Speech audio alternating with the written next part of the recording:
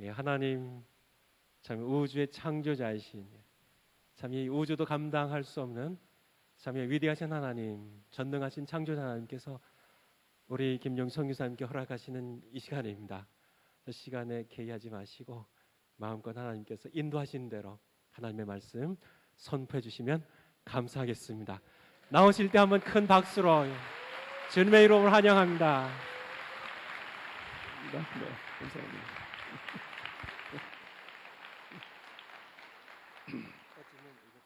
네네. 굉장히 떨립니다. 왜 이렇게 떨리는지 제가 주여.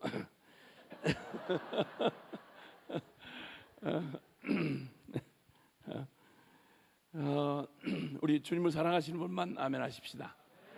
아멘, 아멘, 아멘.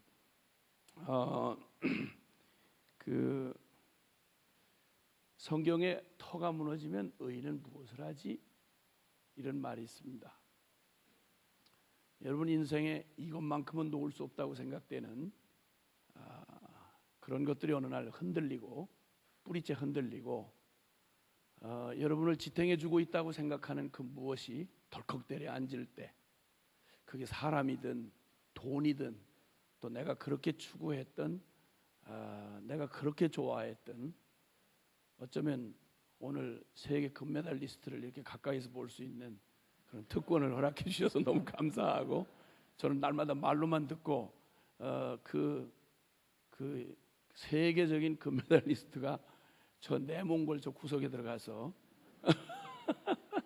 그 참 하나님 참 절묘하시다 이런 생각이 듭니다. 제가 조금 이렇게 이런 분들처럼 이렇게 조금 좀 유명하다, 또 혹은 뭐 좀 그거를 가지고 일생을 목숨을 걸었다고 하는 분들이 그 얼마나 그걸 놓기를 어려워하는지를 조금 옆에서 보아서 조금 알고 있거든요. 몇몇 사람을. 그 뭐 신앙생활도 하고 뭐 주님도 좋은데 그거 놓치면 죽는 줄 알고 절대 그거 못 놓습니다. 그런데 어느 날 이렇게 주님의 그 거룩한 부르심에 정말 초계같이 버리고 그 주님의 사랑에 붙들려서 떠나는 분들을 보면 저는 원래 버릴 게 없어가지고 저는 버릴 게 있는 게 아니라 누구한테 자꾸 얻어서 살아야 되는데, 근데 그렇게 버리고 가는 분들을 보면 정말 부럽기 짝이 없습니다. 근데 저만 그런 줄 알았는데 버릴 것 없는 사람은요, 나중에는 자기 자존심 못 버리더라고요. 이것저것 버릴 거 없으면 사람이 밑바닥 인생이 제일 마지막 남는 게 뭐냐면 자존심입니다. 이거 죽어도 못 놓습니다.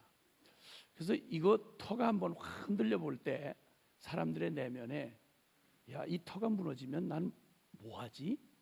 이런 생각이 드는 거예요. 여러분과 저를 붙들고 있는 가장 내 삶의 실제가 돼서 나를 끌고 다니는 내 삶의 가장 절대적인 가치가 있습니다. 가장 소중한 게 있는 거죠. 그거 무너지면 나 이제 끝났구나. 그 사람들 우울증 걸리고요, 자살하고 그래요. 그만큼 사람들은 자신의 내면 안에 그 자신을 끌고 가는 진짜 자기 삶을 끌고 가는 주인이 따로 있단 말입니다. 그 터가 무너지면 의인은 무엇을 하지? 세상 없는 순간에도 본능적으로 이것만큼은 놓치면 죽을 줄 아는, 그렇게 붙들고 있는 이것이 사실은 실제 나의 주인이고 나의 하나님이고 나를 끌고 가는 힘이다 이 말입니다. 제가 어느 분한테 얘기를 들었는데 어디까지 사실인지는 모르겠습니다. 하여튼 얘기를 들었으니 나한테 책임은 묻지 마시고 그냥 들으시길 바랍니다. 저도 들은 얘기를 할 뿐입니다. 그 괌에 한번 지진이 한번 났는데요, 그때 지진이 나는 중에 그 지진을 직접 겪었던 분이 목사님이 전해주시니까, 목사님이 뭐 거짓말해도 그렇게 흉악하게 하시겠어요? 그러니까 그냥 어지간히 사실이라고 생각을 하고 들어주시길 바라요. 근데 하여튼 이게 지진을 봤는데 말이죠, 이게 땅이 진짜 그냥 눈앞에서 이러더랍니다. 그리고 빌딩이, 이 시멘트로 된 빌딩이 이렇게 앞에서 춤을 추더래요. 그러니 옆에서 보는 게 그 정도면 그 속에 들어있는 사람은 오죽하겠어요? 그 중에 아주 정말 인생 여물게 똑똑하게 아주 정신 바짝 차리고 사는 한 사람이 아마 모르면 몰라도 한국인 비즈니스맨이었던 것 같아요. 그리고 오피스텔인데, 오피스텔이라고 그러면 보통 이제 그 생활도 같이 하고 사무실도 같이 쓰는 그런 공간인데, 거기서 이제 드디어 그 지진 예고를 들었는데 그날따라 이상하게 마음이 예감해 이거 심상치 않다는 생각이 들어서 그 일단 은행에 있는 캐시를 다 잔고를 다 빼가지고 007 가방에다가 현금 캐시로 이렇게 해서 007 가방에다 아주 여물게 챙겨놨습니다. 그리고 이제 그 오피스텔에서 이제 거기다 이렇게 밑에다 가방을 넣어놓고 그리고 이제 이렇게 근무를 하고 있는데 진짜 이제 지진이 온 겁니다. 정말 지진이 온 거예요. 그래서 막 그냥 흔들어대는데 그냥 보통 이게 등 흔들리고 이러는 게 아니고요. 그냥 흔들어대는데 이 책상에 그냥 이리가 부딪히고 저리가 부딪히고 이 정도로. 그러면 책상만 그렇게 이리 가고 저리 가지는 않잖아요. 책상이 그러면 사람도 같이 갈 거 아닙니까? 그죠? 그러니까 사람이 그냥 여기로 가서 머리를 한번 부딪히고 저기로 한번 부딪히고 이랬어요. 사람이 정신을 차렸을 때는 이성적인 판단이 가능합니다. 근데 머리를 한 2번 부딪히고 나면 그 다음에는 이성보다는 본능으로 반응을 하게 돼 있습니다. 그래가지고 하여튼 머리를 한 번 2번 부딪히고 나더니 이 사람이 그 흔드는 와중에 본능적으로 그 책상 밑에 그 캐시 이게 007 가방 해놓은 거 있지 않습니까? 예, 그걸 딱 들고 그렇게 막 설 수가 없는 중에 막 그 죽음 같은 그 흔드는 과정을 그냥 그 몇 층인지 몰라도 하여튼 꽤 높은 층에 있었나 봐요. 그냥 거기를 뛰어내려와 가지고 살아났습니다. 여러분, 국민 여러분 기뻐해 주시길 바랍니다. 이렇게 남의 일이라고 해서 이렇게 너무 이렇게 무심하게 듣고 이러는 건 사람으로서는 그 나쁜 일입니다. 남의 일이라도 기뻐하셔야 되지. 아니 우리 같은 국민 아닙니까 그거? 세상에 다시 한 번만 살았답니다. 너무 감사해. 진짜 너무 감사해. 그래 살아가지고 자기도 나왔는데 이게 지진이 딱 멈췄는데 말이죠. 이거 흔들어대니까 시멘트 막 균열이 생겨가지고 그 통로로 시멘트 덩어리가 막 그대로 쏟아내리면서 그냥 이렇게 그 출입구로 1층 출입구로 그냥 이렇게 시멘트 먼지가 밀려 나오는데 거기서 자기가 살아났다는 걸 생각하니까 너무너무 막 사지가 떨 감격 자체. 그래서 가슴을 쓰면 내가 저기서 살아났구나. 그리고는 너무 감격해서 눈물이 피식 도는데 그 뿌연 연기 속에서 누가 한 사람이 나오는데 자기 부인이 살아서 나오더랍니다.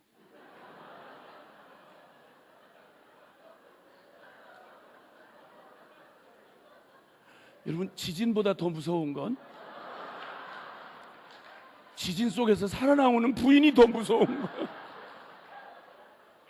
이놈이 무슨 짓을 했는지를 가만히 생각을 해보세요. 지금 아직 상황 파악이 잘 안 되시는 분이 있는데 오피스텔이라고 내가 분명히 힌트를 했어요. 같이 사는 데야 그 공간이. 그럼 007 가방만 있었던 게 아니라 부인도 있었다 이거예요. 그 순간에 본능적으로 머리를 부딪히고 나서 이성적일 때는 가방과 부인을 같이 챙겨 갖고 왔겠죠. 2번 부딪히고 나니까 그 다음에는 오직 본능이 발동을 해가지고 부인을 둔 채로 가방만 가지고 튀었다 이겁니다. 이놈이. 그 다음 그놈이 어떻게 됐을지는 전 차마 말을 못하겠어요. 너무 잔인해서 난 말을 못하겠어. 지진보다 더 무서운 건 지진에서 살아난 부인이 더 무섭다는 사실. 터가 무너지면 의인은 뭘 하지? 여러분 삶을 흔드는 순간에 여러분이 본능이든 정신을 차리든 상관없이 여러분이 본능적으로 운명적으로 붙들 마지막 그 뭐라고 생각하세요? 그 뭘까요? 여러분 뭐 붙드시겠어요? 내 삶에 정신을 차리든 정신이 없든 상관없이 모든 게 다 사라져가도 이것만큼은 붙들 여러분의 생에 가장 소중한 가장 운명적 내가 존재하는 한 이것만큼은 놓을 수 없는 여러분 삶의 축이 되고 여러분 삶의 에너지가 되고 여러분의 삶의 진정한 주인이 되는 뭐냐고요? 뭘까요? 사람들은 그 삶에 그냥 대강 살아가는 것 같아도요, 그 사람을 살게 하는 에너지가 있습니다. 그것만 생각하면 웃음이 자다가도 실실 나오고, 그것만 생각하면 지치지도 피곤지도 곤비지도 아깝지도 아니하고 독수리에 날개침이 올라간 것 같은 능력이 나오는 그거. 돈에 미친 놈은 자나 깨나 앉으나 서나 다른 일에는 기쁨이 안 오는데 돈만 생각하면 언제나 생생한 실제입니다. 돈만 생각하면 언제든 생생한 실제입니다. 그래서 돈에 관련된 모든 삶, 이거는 절대 이론 따로 실제 따로 있을 수 없습니다. 돈에 관한 한, 돈이 연관된 일, 돈과 상관된 어떤 상황, 이거는 그 사람에게는 어떤 일보다도 생생한 실제입니다. 뭔가 실제가 되지 않는 내 삶에 좋은 이론, 그저 허황한 꿈, 별로 그냥 없어도 괜찮을 만한 이런 것들에는 그 사람을 움직이는 힘이 없습니다. 사람들은 자기들의 삶에 진정한 실제가 된 것이라고 할 때는 그것이 무엇이든 상관없습니다. 그게 자기와 딱 맞아떨어져서 그 중에 제일 실감나게 우리의 마음을 마음 내면부터 움직이고 나를 실감나게 하는 실제는 대부분 내 거라는 말이 붙어 있으면 그렇습니다. 그렇죠? 그렇죠? 아무리 예배당이 좋아도 이거 내 예배당, 우리 예배당 아니면 별로입니다. 그렇죠? 아무리 작은 예배당이라도 우리 교회, 내 예배당 이러면 얘기가 달라집니다. 자식도 내 자식 이러면, 제가 한번 어느 모임에서 군대 간 그 청년들 얘기를 좀 했어요. 제가 잠깐 훈련 받던 얘기를. 그랬더니 갑자기 어디서 그냥 웬 아줌마가 대성통곡을 하면서 크게 막 울기를 시작하는데, 내가 그때 복음을 나눌 때였어요. 하나님의 아들이 십자가에 매달려 죽었다는 얘기를 실감나게 할 때는 눈물 한 방울 안 흘리고 감동 전혀 안 하다가, 아니 근데 웬 청년들 군대 가가지고 고생 좀 하는 얘기 좀 했거든요. 대가리 받고 뭐 굴르고 그냥 뭐 밤에 깨우고 그냥 맞고 얻어 터지고 이런 얘기를 조금 리얼하게 했어요. 리얼하게. 그랬더니 거기서 울음이 터졌는데, 세상에 그 훈련에 들어오기 전에 어떤 집사인데, 주책바가 집사죠. 근데 바로 훈련 들어오기 바로 전날 아들놈을 논산 훈련소에다가 입영시키고 그리고 돌아온 끝이에요. 그런데다가 제가 군대 가서 얻어 터진 얘기를 했더니 그냥 대성통곡을 막 울기를 시작하는데, 아무리 요즘 군대는 그게 아니고 그 옛날 얘기다. 지금 요즘 군대는 지휘관들이 지금 오히려 덜덜 떨고 매를 때렸다 큰일 난다. 요즘 군대는 옛날 군대고, 아니 내가 한 얘기는 옛날 얘기다. 절대 그런 일이 없다. 그래도 막 울어 난리. 야, 예수님이 그렇게 고난을 받았다는 얘기에는 평생에 눈물 한 번 안 흘린 집사가 저 자식 그거 가서 군대 가서 이제 들어간 지 하루밖에 안 됐어. 맞아봐야 하루치밖에 안 맞았는데, 이건 그냥 막 가슴이 절절하게 막 눈물이 그냥 쏟아지고 그냥 실제야. 왜? 내 새끼니까. 아니 군대 간 거 그제서 알았어. 대한민국 청년들이 다 군대 가서 수많은 고난을 받고 군대만 갔어? 서해 교전에서 죽었다고. 이때도 눈물 한 방울 안 흘리던 그 주책바지 집사가 저 자식 그거 군대 들어가가지고 이제 하루밖에 안 지났는데 큰 통곡을 하고 눈물 흘리고 이러는 거야. 무엇 때문에? 내 자식인 거야. 내 자만 붙으면 그래. 내 자만. 사람들의 마음이 딱할 때 내 것 이러면 이렇게 마음이 그냥 묻어 있어요. 그냥 묻어 있어. 그러면 복음에 대해서 여러분은 감동이 얼마나 되시나요? 특별히 오래 믿으신 분들. 여러분에게 있어서 복음은 무슨 의미입니까? 얼마짜리 감동이십니까? 십자가 얘기 때문에 한번 눈물을 흘려보신 적 있으세요? 하나님이 세상을 이처럼 사랑하사 독생자를 주셨다는 이 말에 이 가슴이 떨리고 사지가 떨리는 이 말에 천지를 창조한 조물주라는 신이 피조물 중에 미물만 못한 이 더러운 죄인들을 지옥에 쓸어 넣어도 아깝지 아니할 하나님 아버지의 가슴에다 못질하고 평생 살아온 죄인들을 사랑하다 미쳐서 하나밖에 없는 독생자를 주기까지, 십자가에 잡기까지, 구원할 길이 이 길밖에 없다고 그러면 그 아들을 내어주기까지 사랑했다는 이 절절한 이 고백을 들으면서 평생에 드라마 한 편 본 만큼 감동을 받으신 적이 있으시냐, 이런 말입니다. 이 문제에 대해서 실제가 된 적이 있느냐는 거예요. 실제가 되면 언제든지 우리의 전 인격이 반응을 하게 되어 있습니다. 실제가 되면, 마음이 묻어서 실제가 되면 이론 따로 실제 따로, 교리 따로 신앙 따로, 이런 얘기는 있을 수가 없습니다, 여러분. 있을 수가 없는 거예요. 사람들이, 그래서 주님도 우리에게 말씀하기를 천국은 종교적 철학이나 개념이 아니거든요. 하나님은 인간이 만들어 놓은 귀신 따위가 아니다, 이 말입니다. 우리 짧은 인생인 우리는 100년 미만에 살다가 죽어 여기 오기 전에는 없었고, 있다고 해도 이거 몇십 년 지나면 이거 지나서 여기 흔적 없이 사라집니다. 우리는 왔다가 그냥 가니 있는 것도 있는 게 아니며 없는 것도 없는 게 아니로다. 전에는 없었는데 지금은 있으니 있는가 한즉, 있는가 했더니 어느 날 사라져서 생각도 기억도 안 나니 없도다. 그러니 없는가 하면 또 기어 나와가지고 생겨서 또 있으니 고물고물 다니니 없는 것도 없는 게 아니요 있는 것도 있는 게 아니로다. 남해아미타불. 이렇게 되는 거예요. 이게 보리수 나무 아래에서 신경 엄청 쓰고 깨달은 겁니다. 중이언불이라 그러지. 기독교가 중이언불입니까?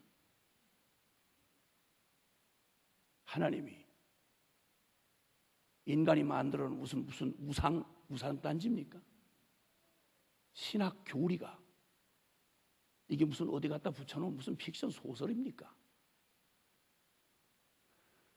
이 어마어마한 얘기, 천지를 창조한 영원하신 조물주가 다 망하고 찌그러진 피조물을 사랑하다 미친 얘기, 나 같은 죄인 사랑하다 미쳐서 하나밖에 없는 아들을 내어준 이 얘기, 이걸 기본 양심으로만 생각했어도 픽션 소설, 지어놓은 소설 얘기라고 해도 평생 감동하다 죽을 이 얘기 아니겠습니까?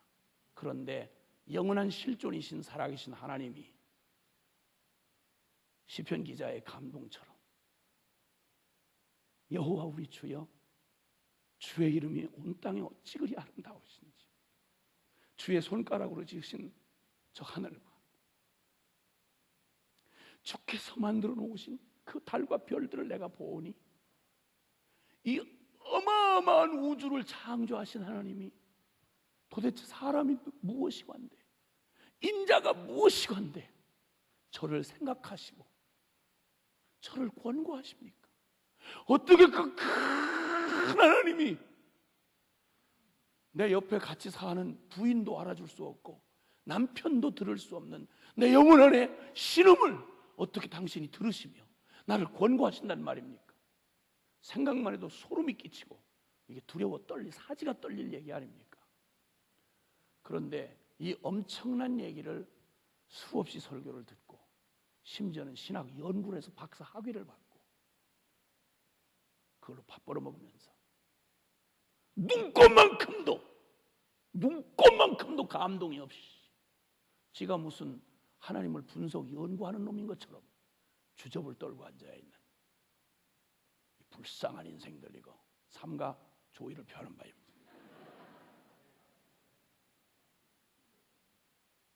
오만한 죄인 놈의 지성을 가지고, 그 찌그러진 지성을 가지고 감히 하나님을 분석을 해. 이런 되먹지 않는 태도, 이런 대단한 인물은 그만둬 놓고 난 진짜 깜짝 놀란 게, 제가 교회 안을 들어와 보니까 정말 놀라운 건요, 말하는 내용은 너무 어마어마해. 주일날마다 드리는 기도를 할 때 보통 장로님들이 기도를 하시는데, 전지전능하시고 무소부재하시고 거룩하시고 영원하신 하나님 아버지, 이렇게 시작을 해. 어마어마한 얘기야. 하여튼 불러도 그렇게 엄청난 신을 불러놓고 어떻게 감당하려고 부르는지 난 이게 감당이 안 돼. 아니 로마 황제를 불러도 이게 간이 배 밖에 나온 놈이라고 할 텐데, 세상에 전지전능 만왕의 왕 만주의 주를 불러다 놓고 한다는 기도가 뭐라고 그런 거 아니? 우리는 지난 주간에도 우리 멋대로 죄를 지으며 하나님의 말씀을 불순종하고 살았습니다. 여기까지는 괜찮아. 그러나 우리가 또 나가서 살 때는 너무 큰 기대는 하지 마옵소서. 어차피 우리는 세상에 살기 때문에 또 죄를 지을 것입니다. 그러면 다음 주일 또 나와서 우리는 또 기도를 하고 회개를 할 터이니 주님은 용서할 준비를 하고 기다리시기를 바라옵나이다.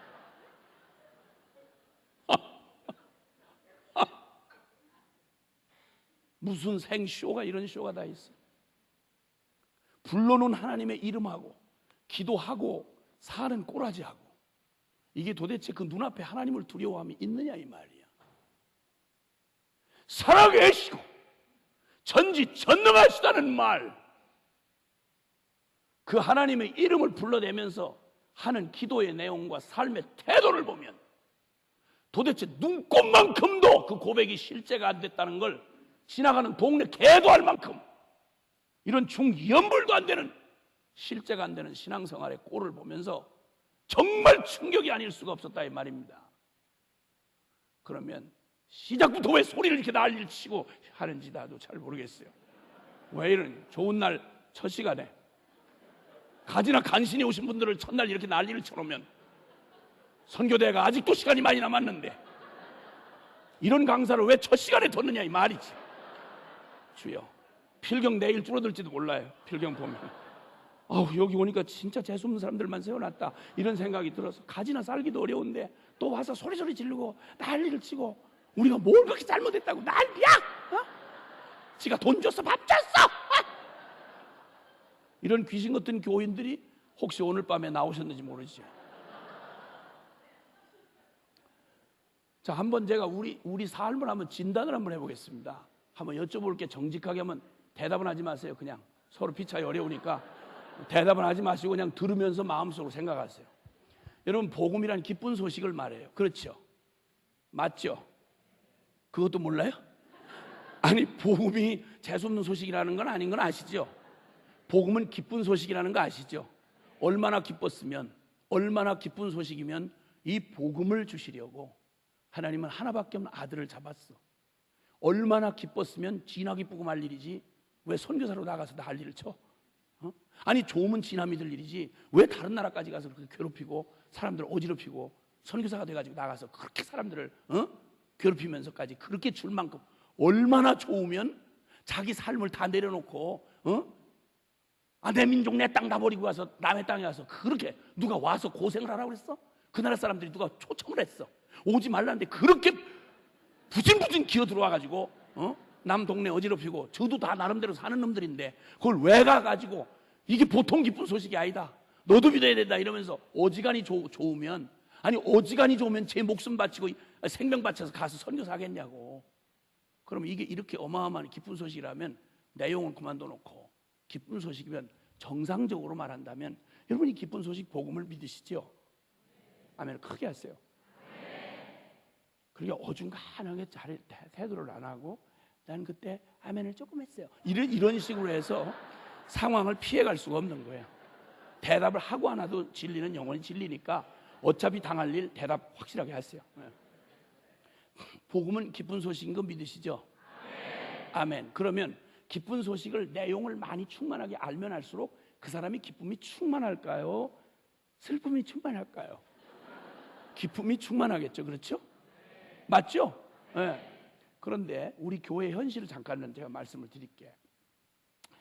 교회에 가보면 오래 믿다가 믿어 흩어진 아주 오래 묵은댕이 신자들이 있어요. 그런데 묵은댕이 신자들이 있는데 이분들은 싫든 좋든 운명적으로 거기다가 또 만약 3대, 4대 이렇게 모태신앙 있잖아. 모태신앙이 뭔지 아세요?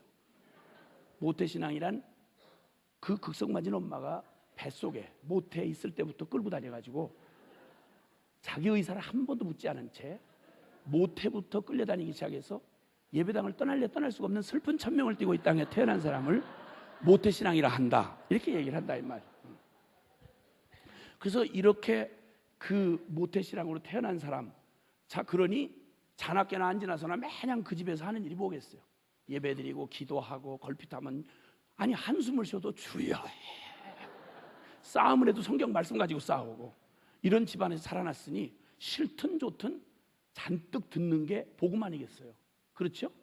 그러면 많이 알 수 있는 확률이 오래 묵은 신자일수록 많이 알게 되겠죠. 그렇죠? 그러면 이게 만약 헛된 복음이 아니라면, 거짓말이라면 몰라도, 이게 픽션 소설 같은 몰라도 이게 진짜 복음이라면 복음을 많이 알면 알수록 기쁨이 더 충만해야 될까요? 기쁨이 점점 줄어들어야 될까요? 충만해야 돼요. 그러면 교회 안에 가서 제일 기쁨이 충만한 무리들의 확률로 볼 때 모태신앙에게서 기쁨이 충만한 걸 더 볼 수 있을까요? 아니면 이제 아무것도 모른 채로 교회 들어온 지 얼마 안 되는 신빙이한테서 기쁨이 충만한 걸 더 볼 확률이 높으실까? 어떤 경우일까요? 신빙이? 오래 믿으신 분들에게서 기쁨이 더 충만해. 논리적으로는 그래야 맞죠, 그렇죠? 왜냐면 많이 아니까. 많이 알잖아요. 많이 알잖아. 알다가 저 죽을 만큼 알아가지고 너무 많이 알아서 문제잖아요, 그렇죠? 그만큼 알았으면 이게 중연불이 아니라면, 정신통일이 아니라면, 이 복음이 실제라면 기쁨이 충만해야 될 거 아니에요. 그렇죠? 그 중에 제일 기쁨이 충만해야 될 분이 누굴까? 장로님. 오죽했으면 장로님을 시켰겠어요, 그렇죠? 그러면 교회 가서 제일 기쁨이 충만한 분을 딱 찾으면, 와, 이분 장로님이구나, 이렇게 하면 맞을 확률이 몇 퍼센트 될까요? 여러분 곤란하니까 나한테 물어보세요. 내가 대답할게. 내가 이렇게 복음 전하러 다니지만 28년째예요. 전임 사역으로 다닌 지.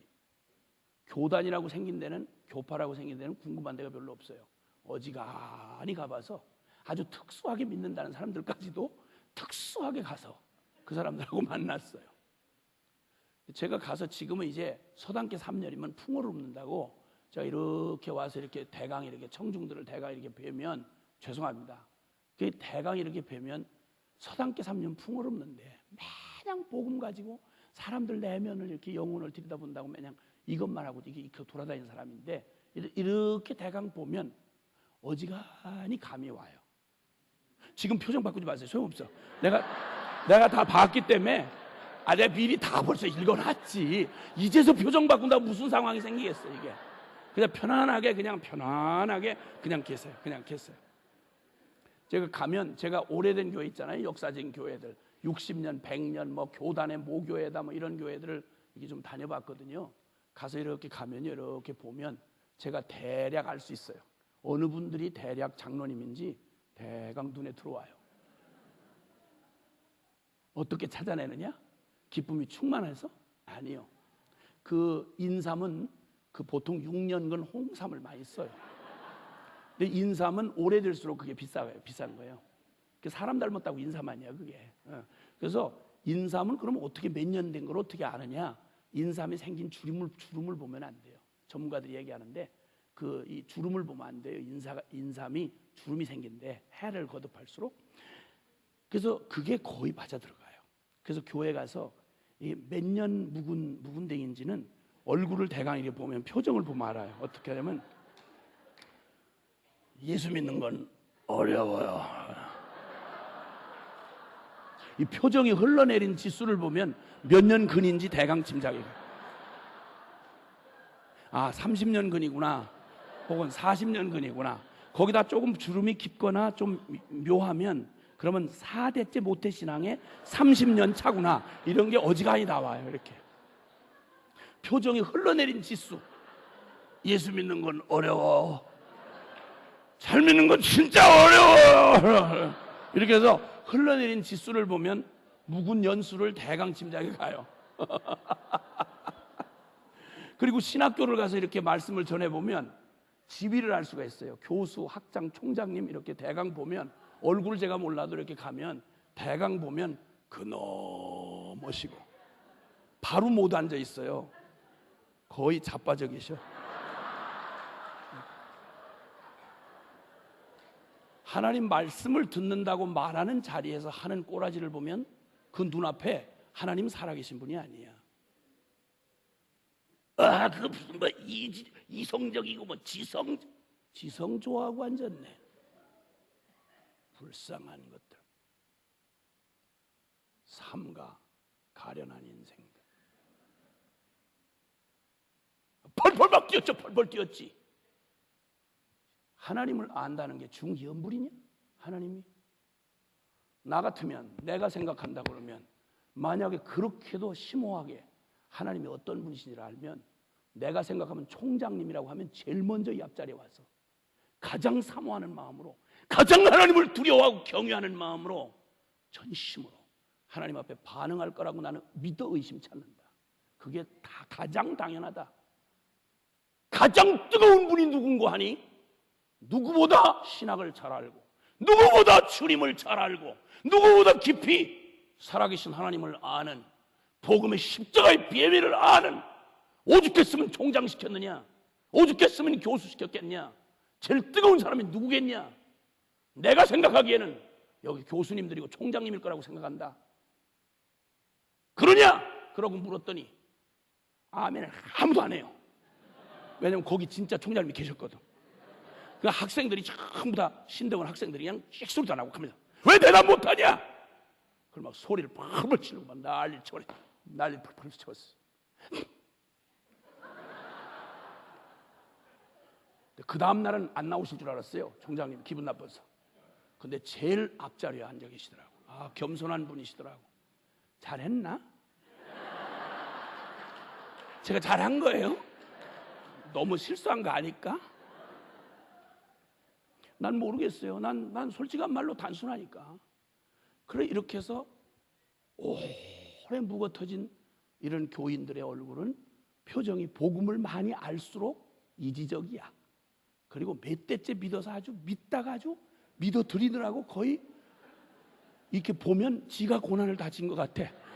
주님이 쳐다보다 미안해가지고, 아, 네가 아무래도 얼굴 보면 네가 고난의 주님 같고 내가 너 때문에 사는 것 같다. 야, 아유, 나 미안하다. 야. 너 나 믿어주느라고 너무 고생이 많다. 너 주님이 미안해서 사과를 할 정도로. 근데 이걸 고민을 하나도 안 해요. 나 이게 이상한 거예요. 나 이게. 여러분 이거 이상하지 않아요? 이상하지? 듣고 보니 이상하지 오늘? 그동안은 괜찮았는데 듣고 보니까 지금 이상하지 오늘 밤에? 아무래도 이게 이상하죠? 이상하다고 그러세요. 대답을 늦게 하면 진짜 여러분 이상하게 보여요 지금. 제가 지나친 말 하는 거 아니잖아요. 복음을 믿었다면, 그걸 안다면서, 그러면 그게 실제 아닙니까? 그러면 그 실제면 그 복음이 내 삶의 전 인격에 실제가 돼야 될 거 아니겠어요? 근데 쥐뿔만큼도 내 기쁨도 아니고 내 인생에 어떤 영향도 끼치지 못하고 그냥 종교적 위안이야. 그냥 예배당 다니는 거예요. 운명적으로. 그저 나중에 보험 들듯이, 영생보험 들듯이 그냥 믿으니 좋은 거고, 근데 실제는 안 돼 있는. 교회에 만약 하나님을 두려워함이 있다면 당회에서 우리가 당회하는 모습, 정말 하나님을 살아계신 하나님으로 믿는다면 그런 불미스러운 당회의 모습이 가능할까요? 그게 가능할까요? 난 이걸 고민하는 사람들을 별로 못 봤단 말입니다. 근데 나한테는 이게 보통 충격이 아닌 거예요. 왜냐하면 저는 교회에서 자란 사람이 아니거든요. 중간에 편입했거든요. 그러니까 사람들이 신앙생활을 하다가 이런 이상한 모순에 살면서도 전혀 실제가 되지 않은 그 교리, 전혀 실제가 되지 않는 예배, 전혀 실제가 되지 않는 기도, 새벽 기도를 계속하는 권사님한테 간증 좀 하라 그러면 대부분의 한국 교회는요 막 손사래를 쳐요. 간증 좀 해라 그러면 없다 이거야. 간증할 게 없다 이거야. 근데 새벽 기도를 20년씩 했어. 그럼 그 무슨 소리야 그게? 20년을 계속 새벽 기도를 했는데 응답받은 게 하나도 없다는 말은 이게 무슨 얘기야? 이게 무슨 이상한 간증이냐고 이게. 이거 이상하잖아요. 성경에는 어느 경우도 기도를 했는데 응답 못 받는 일은 있을 수가 없어요. 성경에 있을 수가 없다고. 그러면 어떻게 됐든 오해가 있어서 혹시 잘 깨닫지를 못해서 그럴 뿐이지 반드시 응답은 있을 수밖에 없다는 믿음이 있어야 될 거 아니야. 그럼 간증을 하려면 지금까지 20년 동안 살아온 간증이 그냥 해도 그 간증이 나와야 될 텐데 기도를 새벽마다 와서 하는데 응답받은 거 얘기해보라면 없다 이거야. 없다 이거. 이 무슨 귀신 장난이야 이거. 이걸 전혀 고민을 안 한다 이 말입니다. 왜냐하면 관념이니까. 실제가 돼본 적이 없는 거야. 복음이 실제가 돼본 적이 없다 이 말이야. 우스개로 들리십니까? 이게 무슨 잘못인지 몰랐어요. 왜냐하면 다른 열심을 하니까. 교회 와서 봉사도 잘하지요. 성가대도 하지요. 거기다 헌금도 하지요. 직분도 맡았지요. 나름대로 하니까 이게 도대체 뭐가 이렇게 열심히 있는 사람이 어디 있어? 오죽하면 집사시키고 권사시키고 장로시켰겠어요. 근데 시간이 흐르고 나니까 이제 드디어 밝혀지기 시작했어요. 실체가. 그게 그냥 정상적인 게 아니고 사람 취향 따라서 되는 게 아니라는 거구나. 신앙은 여러분 반드시 분명히 말씀드리지만 절대 중이염불이 아닙니다. 관념은 더욱 아닙니다. 종교적 철학 따위가 아닙니다 여러분. 실제입니다 여러분. 실제입니다. 그러니까 어쩌면 다른 종교적 외양은 다 갖췄는데 어쩌면 한 번도 신앙생활이 진정으로 시작돼 본 적이 없는지도 모른다 이 말이야. 누가? 심지어는 장로님도.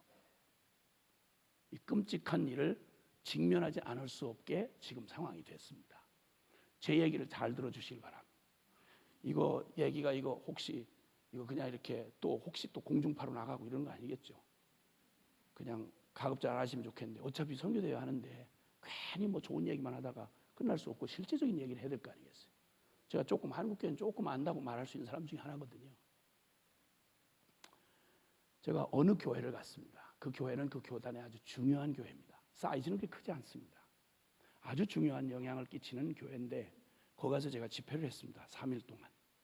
집회를 할 때 다른 얘기 하지 않았습니다. 저는 무슨 얘기를 했는가 하니 복음의 가장 중요한 본질적인 개념, 쉽게 말하면 천국 얘기, 하나님 나라, 살아계신 하나님, 죄, 그 끔찍한 죄, 심판, 죽음, 구원, 죄사함, 그리고 하나님과 동행, 이런 중요한 주제, 기독교의 복음에서 결코 뒷자리로 밀거나 위치를 바꿔도 안 되고 가장 본질적이고 가장 중요한 얘기, 천국 지옥 얘기 여러분 들으신 지 오래됐을 거예요. 그렇죠. 요즘 교인들 천국 지옥 얘기 들어보기가 쉽지 않으실걸. 번영, 부, 성공, 치유, 능력, 이런 복음하고 별 상관없는, 쉽게 말하면 복음의 결과, 열매라고 할 수 있는 이런 것들은 북석하게 많이 알아. 교회 문화, 또 교회 제도, 당회를 어떻게 하느니, 정치를 어떻게 하느니, 이런 얘기는 전혀 몰라도 괜찮을 얘기는 그렇게도 귀신같이 알아. 그런데 가장 본질적인 얘기, 이거 모르면 안 되는 큰일 날 얘기, 죄사함을 어떻게 받는지, 어떻게 거룩하신 하나님 앞에 이 죄인 놈이, 천벌을 맞아야 할 죄인 놈이 어떻게 감히 하나님의 그 심판을 뚫고 하나님 앞에 나아갈 수 있는지. 선교를 하면, 복음을 전하면 무슨 복음 전할 거예요? 사람을 뭐라고 보느냐가 관점이 완전히 다른데 성경은 정확하게 짚습니다. 에베소 2장 1절 이하에는 너희의 허물과 죄로 죽었던 너희를 살리셨도다. 예수님이 친히 말씀하기를 요한복음 5장 24절 이하에 내 말을 듣고 나 보내신 이를 믿는 자는, 믿는다는 본질이 뭐냐? 믿었다 하는 그 복음을 믿었다는 결과가 뭐냐? 믿는 자는 영생을 얻었고 심판에 이르지 아니하나니 사망에서 생명으로 옮겼느니라. 아멘. 그러니까 주님 그리스도를, 복음을 만나기 이전을 우리를 죽었다고 표현을 하고 복음을 만난 이후를 생명을 얻었다고 말합니다. 멀쩡히 살아있다고 생각하는 우리를 복음의 관점에서 보면 죽었다 이 말입니다. 무슨 말이요? 하나님에 대하여는, 하나님의 원래 원형으로는, 원형에 대하여는 죽은 자요, 죄에 대하여만 살았던 자야. 이제 이걸 죽은 자를 살리시는 이 복음, 어떻게 그 끔찍한 영원히 인류를 멸망으로 끌어넣은 이 무시무시한 죄를, 이 죄의 족쇄를, 이걸 어떻게 해결받고 어떻게 용서를 받는지 도대체 어떻게 하느냐고. 어떻게 그러면 믿음이 뭔지 가장 본질적인 얘기에 대해서 난 깜짝 놀랐습니다. 어쩌면 이렇게 무지한지를 보고 난 깜짝 놀랐습니다. 정말 도대체 교회 뭐 하자고 하는 건지를 충격이 아닐 수가 없었어요. 제 얘기를 들어보라고요. 집회를 했는데 집회 끝이면 좀 은혜를 받았다고 충만할 분위기가 돼야 되는데 8분의 장로님이 계시는 교회였어요. 그 중에 수석 장로님 한 분하고 목사님이 가장 신이 많은 젊은 장로님 2분이 강사 이제 막 이게 땀이 비오듯 옷이 다 젖어가지고, 그리고 이제 당회장실에 가서 앉아서 털썩 주저앉았는데 이제 숨만 자치고 이제 물 한 그릇 먹고 이제 가야 될 판이에요. 떠나려고 하는데 이 2분 장로님이 따라오는데 은혜 받은 표정이 아니야. 은혜 받은 표정이 아니고 거기 당회장 목사님도 앉아 계시고, 근데 제일 신임한다는 젊은 장로님이 입을 열고 뭐라고 그러시는 거 아니? 목사님, 저 이번 집회 때 들은 내용, 제가 무슨 집회를 하면 무슨 얘기 하겠어요 제가. 이 복음이 이렇게 중요한 줄 아는데 내가 무슨 딴 얘기, 개 없는 얘기를 하겠냐고. 별미 잘 받치면 축복받는다 이런 얘기 내가 하겠어요? 그런 얘기를 할 새가 없잖아. 나까지 할 필요가 없잖아. 그래서 복음의 본질만 얘기를 했죠.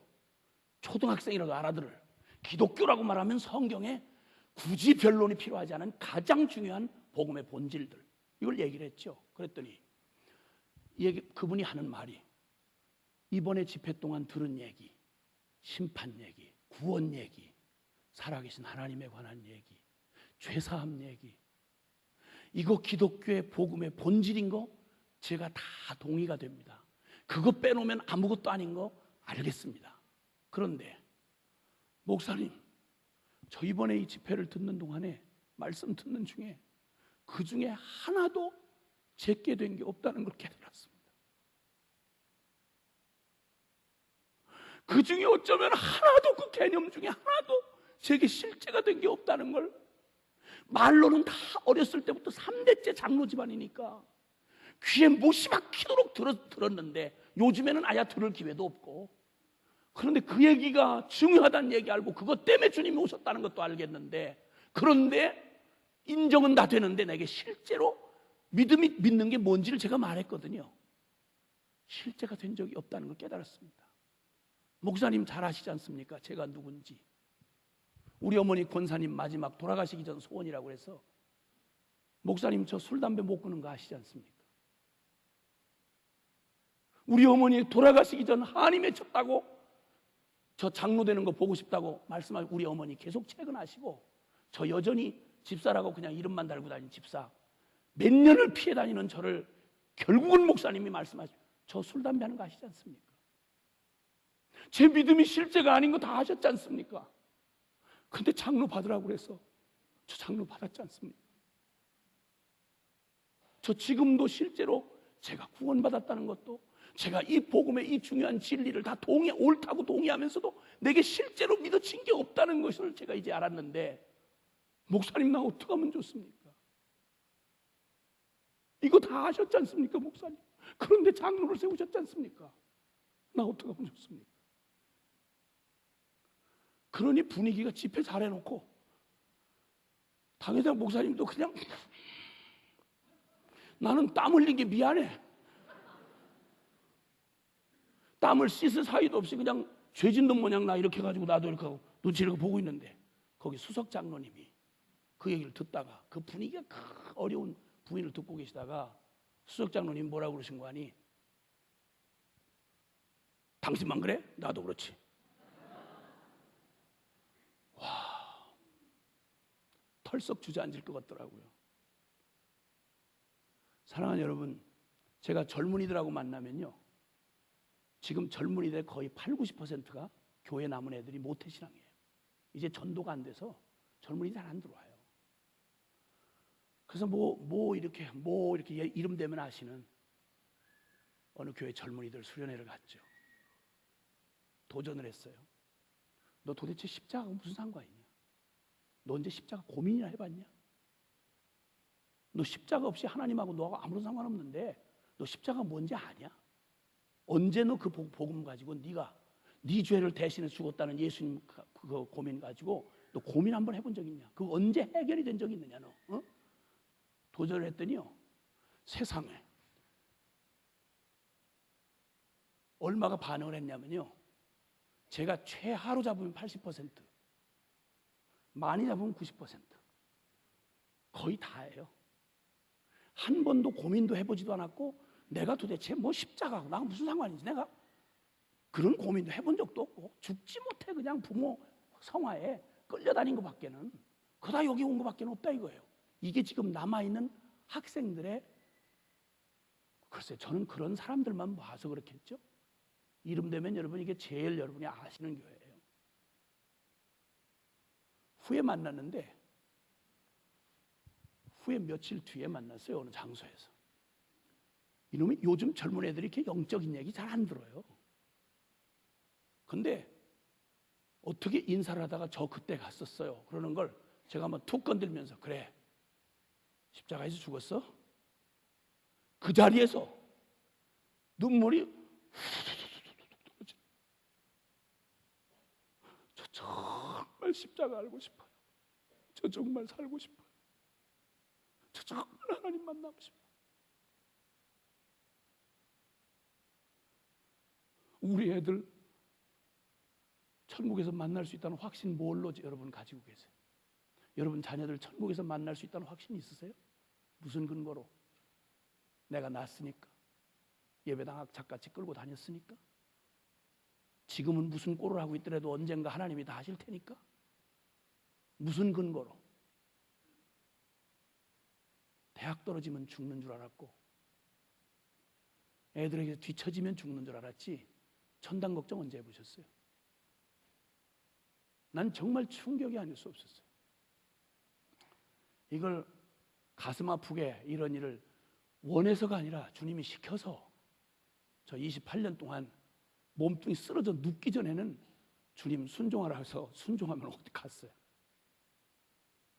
근육이 서 있는 거 이거밖에는 이제 다른 근육은 쓸 수가 없을 만큼 20-30년 이렇게 하고 돌아다녔더니 아무것도 못하겠어요.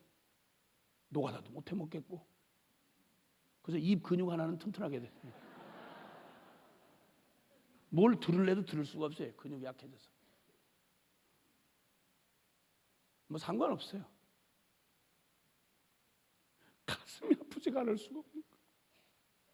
어떻게 주신 복음인데, 이게 어떻게 주신 복음인데, 어떻게 이 민족을 축복하신 복음인데, 이게 어떻게 단 100년 만에 명목주의라는 말 들어보셨어요?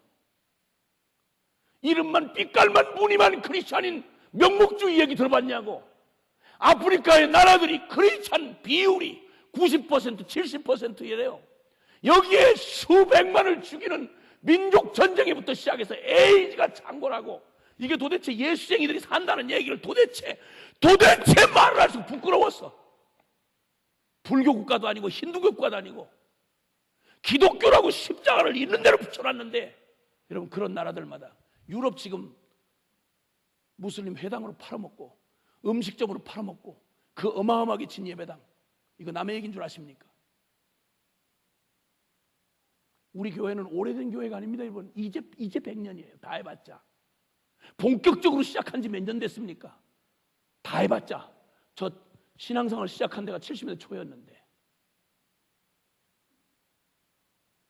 이제 그 열정을 찾아보기 어렵습니다, 여러분. 제가 70년대 80년대 신앙생활 했던 그 열정을, 죄송하지만 여러분 한 교회에 계시니까 잘 모르시겠지만 저는 교회를 다 돌아다니잖아요. 이렇게 그런 열정 찾아보기 어렵습니다. 수만 명 모였던 똑같은 기도원의 집회를 가보니까, 기념 특별 성회라고 가보니까 500명 모였습니다. 500명. 아직도 우리는 뭐 부자가 망해도 몇 년 먹을 게 있더라고. 지금 한국 이 정도니까 괜찮겠지. 글쎄 무슨 근거로 그러시는지 나 잘 모르겠어요. 무엇 근거로 그런 말씀하시는지. 제가 볼 때는 심각한 위기는 기회, 둘 중에 양단 간의 분수령이 돼야 할 아주 중요한 시기에 있다 이 말입니다. 적어도 제가 보기에는. 죄송합니다. 어느 때나 보는 눈에 따라서 긍정으로 보고 또 부정으로 보고 이럴 수 있겠죠. 그러나 저는 누구보다 한국교회 사랑합니다. 왜냐하면 거기서 어머니 태처럼 난 거기서만 자란 사람이기 때문에. 그런데 이런 병리 현상, 결론적으로 말씀을 드리지만 죄송하지만 여러분과 제가 믿는다고 말하는 거 지식적으로 동의하면 믿는다고 생각을 하시는데, 아주 명확하게 말씀드리지만 한번 따라해 주시겠습니까? 나를 움직일 수 없는 믿음은 결코 믿음이 아니다. 결코 믿음이 아니다. 여러분, 그런 믿음을 말한 적이 없습니다, 성경에. 히브리서 11장 1절에는 믿음은 바라는 것이 아니라 바라는 것들의 실상, 바라는 게 실상이 된 걸 말합니다. 보지 못하는 것의 증거. 선진들이 이로써 그들이 믿음이 있다는 걸 말로 떠드는 게 아니라 그들의 삶의 자취를 보니까 그가 믿은 바가 무슨 내용이었는지를 그의 삶으로 알게 되더라 이 말입니다. 아멘입니까? 아멘, 아멘. 죄송하지만 한 번만 더 따라해 주시오. 나를 변화시킬 수 없는 복음은 적어도 내게는 복음이 아니다. 아멘. 그러면 성경 말씀이 복음이 실제라고 믿는다면 고린도 후서 5장 17절에 보면 그런 즉 누구든지 그리스도 안에 있으면 새로운 피조물이라. 이전 것은 지나갔으니 보라 새 것이 되었도다. 여러분, 예배당 나왔다고 기뻐하지 마십시오. 예배당 얼마든지 다른 동기와 목적으로 나올 수 있습니다. 여러분, 예배당까지 나온 건 정말 잘하신 일이지만 예배당에서 머물지 마시고 천당까지 가게 되시길 바랍니다. 좋은 목사님 만난 거 참 좋은 일입니다. 그러나 목사님만 만나고 돌아가지 마시고 목사님 통해서 살아계신 주님을 만나시기 바랍니다. 할렐루야, 아멘. 이 복음이 우리의 삶의 복음의 내용 자체가 그렇습니다. 복음의 내용이 한번 정면으로 부딪혀버리면 인생이 존재가 바뀌는 거, 버르장머리 고치는 게 아니고 무슨 행동 거지가 좀 바뀌는 정도가 아니라 존재가 바뀐다고 성경이 분명히 말하고 있습니다. 이것 이하는 없습니다. 여러분, 결코 이것 이하는 없습니다. 주님께서 이 어마어마한 복음을 주셔가지고 이 복음의 내용, 이 밤에 무슨 긴 얘기를 하겠습니까? 복음이 무슨 내용인지는 가장 복음의 핵심, 다른 건 그만둬 놓고 주님이 다 이뤘다고 외치신 데가 병고치고 능력 행할 때 이때가 아니었습니다. 요한복음 19장 30절에 예수 그리스도가 이 땅에 오신 목적을 다 이루셨을 때가 언젠고 하니 주님 막 인기 얻을 때가 아니었습니다. 그분 완전히 버림받고 십자가에 못 박혀 마지막 숨 떨어지기 직전 주님이 다 이루었도다. 어떻게 십자가에 죽는 원수에게 붙들려서 죽는 죽음이 어떻게 생명이 되며 어떻게 실패가 성공이 될 수 있겠냐 이 말이요. 이 역설적인 진리, 이게 바로 십자가의 진리며 이게 십자가 복음의 진리다 이 말입니다. 이 십자가의 깊은 비밀, 오늘 읽었던 본문이 말합니다. 이것저것 여러 가지로 복음을 오늘날 자기 멋대로 자기 생각 내치는 대로 복음도 여러 사람들이 제 멋대로 복음을 팔아먹었습니다. 예수님에게 별 옷을 다 입혀가지고 정치가 예수, 지가 필요한 예수 끌어다가 정치가 예수, 사회운동가 예수, 문화예술가 예수, 치유가 예수, 이런저런 예수 이름을 갖다가 가진 걸로 다 입혀놨지만 정확하게 들으시길 바랍니다. 요한복음 6장 38절 이하에 내가 온 것은 내 뜻을 행하려 함이 아니요 나를 보내신 아버지의 뜻을 행하려 함이니 이는 아들을 보고 믿는 자마다 영생을 얻게 하려 하는 이것이니라. 아멘입니까? 요한복음 10장 10절도 말하기를 도적이 오는 것은 도적질하고 죽이고 멸망시키려는 것 뿐이지만 그러나 내가 온 것은 양으로 생명을 얻게 하고 더 풍성히 얻게 하려 함이니라. 할렐루야. 그러면 주님이 오신 목적은 정확합니다. 그리스도를 만나기 이전을 성경은 골로새서에서 우리에게 말해 1장 13절에서 말씀하기를 너희 저 어두움의 흑암의 권세에서 건져내사 하나님의 사랑의 아들의 나라로 옮기셨으니. 할렐루야. 예수 믿는 건 개과천선하는 얘기가 아니고 종교적 위안을 얻기 위해서 종교 하나 얻는 정도가 아니다 이 말입니다. 놀라웠게도 사람들이 이 놀라운 존재의 변화 없이 십자가를 만난 적도 없이 놀라웠게도 이걸 신앙생활에 철석같이 믿고 그렇게 가르치는 사람들이 있다는 게 이게 끔찍한 일입니다. 여러분, 언제 십자가를 정면으로 전 존재를 걸어놓고 부딪혀 본 적 있으십니까? 언제? 무슨 체험을 하셨냐 묻는 말 아닙니다. 교회 연수가 어떻게 되느냐, 직분이 어떻게 되냐 묻는 말 아닙니다, 여러분. 언제 여러분의 삶에 남의 얘기가 아니라 역사적 객관적 실제 사건으로 내가 되어 나를 구원하시기 오신 예수님은 관념으로 스토리를 만드신 게 아니라 2000년 전 갈보리 언덕에서 역사적 객관적 실제 사건으로 내가 되어 십자가의 갈보리 언덕에 실제 죽었습니다. 실제 몸이 찢기고 실제 피를 쏟고 실제 죽어 장사 지낸 바 되고 그리고 사흘 만에 실제 부활하셨습니다. 그러면 그를 믿는 우리의 믿음도 실제여야 합니다. 성령은 이 일을 우리에게 실제가 되기 위하여 오시는 보혜사이십니다. 요한복음 16장 8절은 말하기를 보혜사가 오시면 죄에 대하여 의에 대하여 심판에 대하여 세상을 책망하시리라.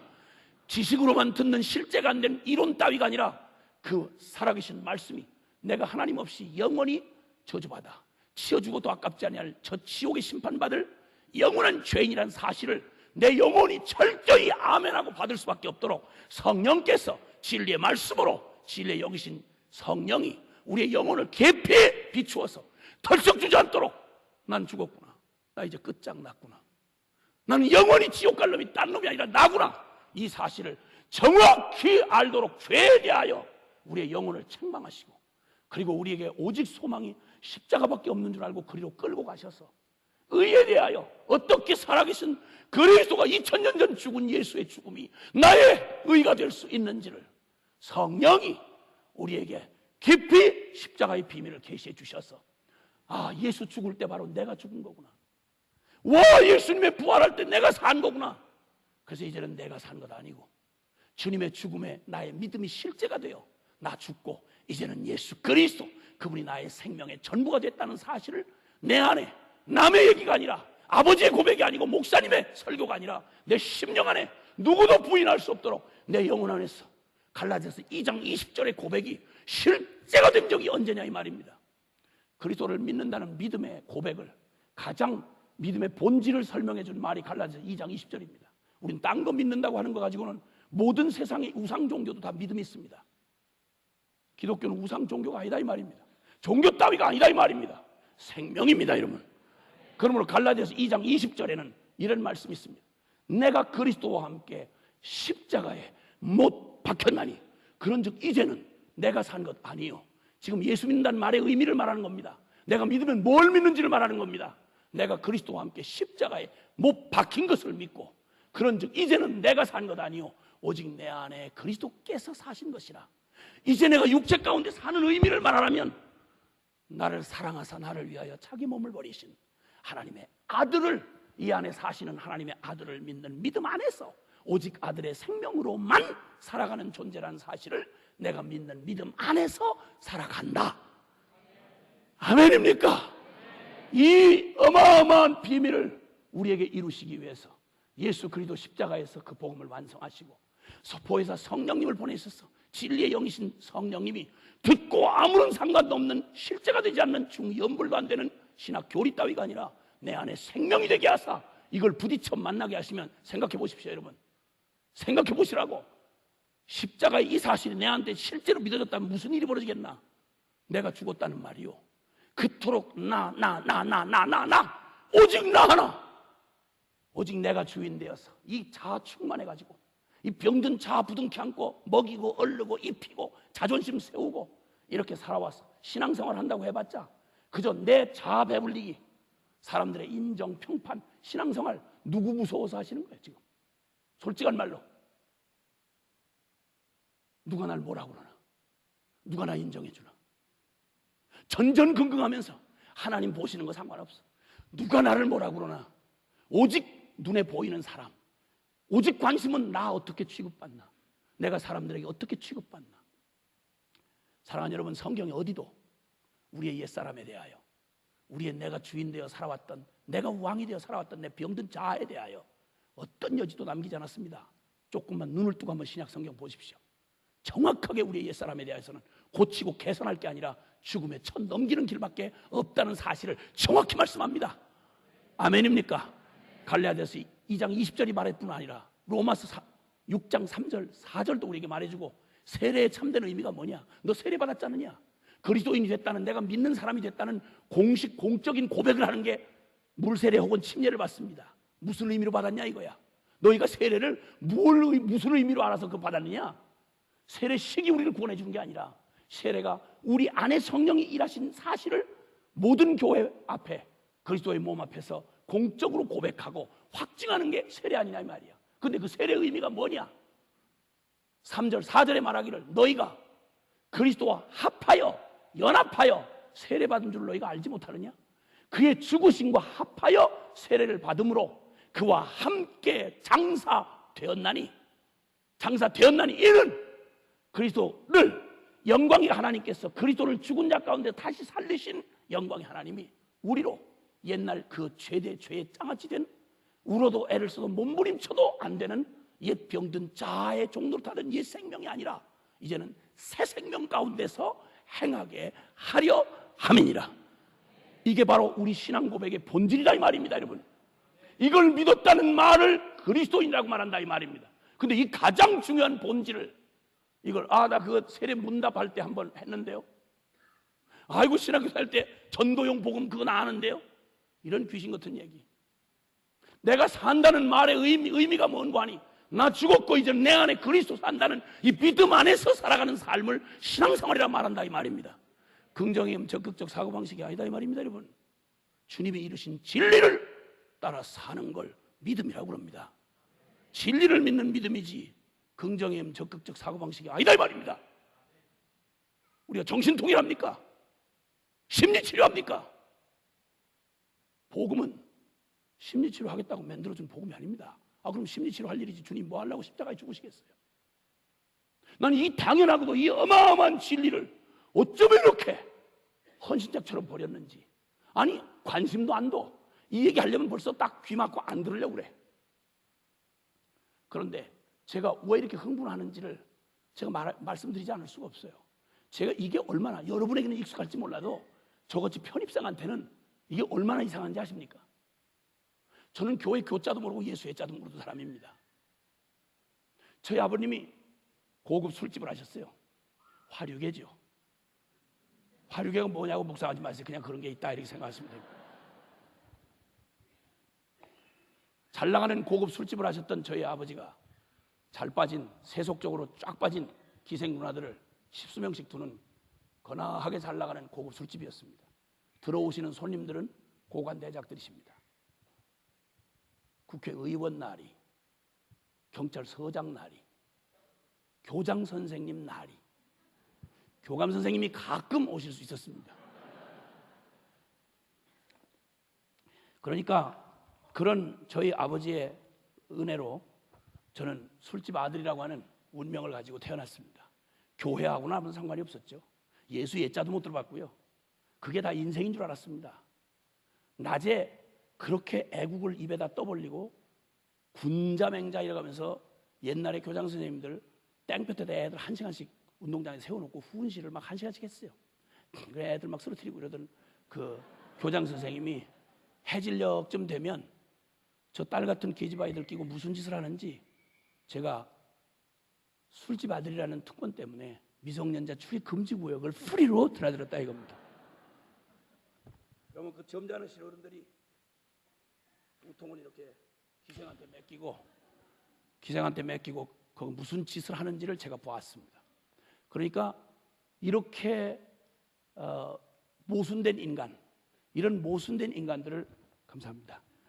모순된 인간들을 보면서 사람이란 원래 저렇게 세련되고 잘난 사람들은 겉과 속이 저렇게 다른 거구나. 이런 영향을 받은지라 저는 여러분이 여기 앉아 계시다고 해서 금방 감동이 안 옵니다.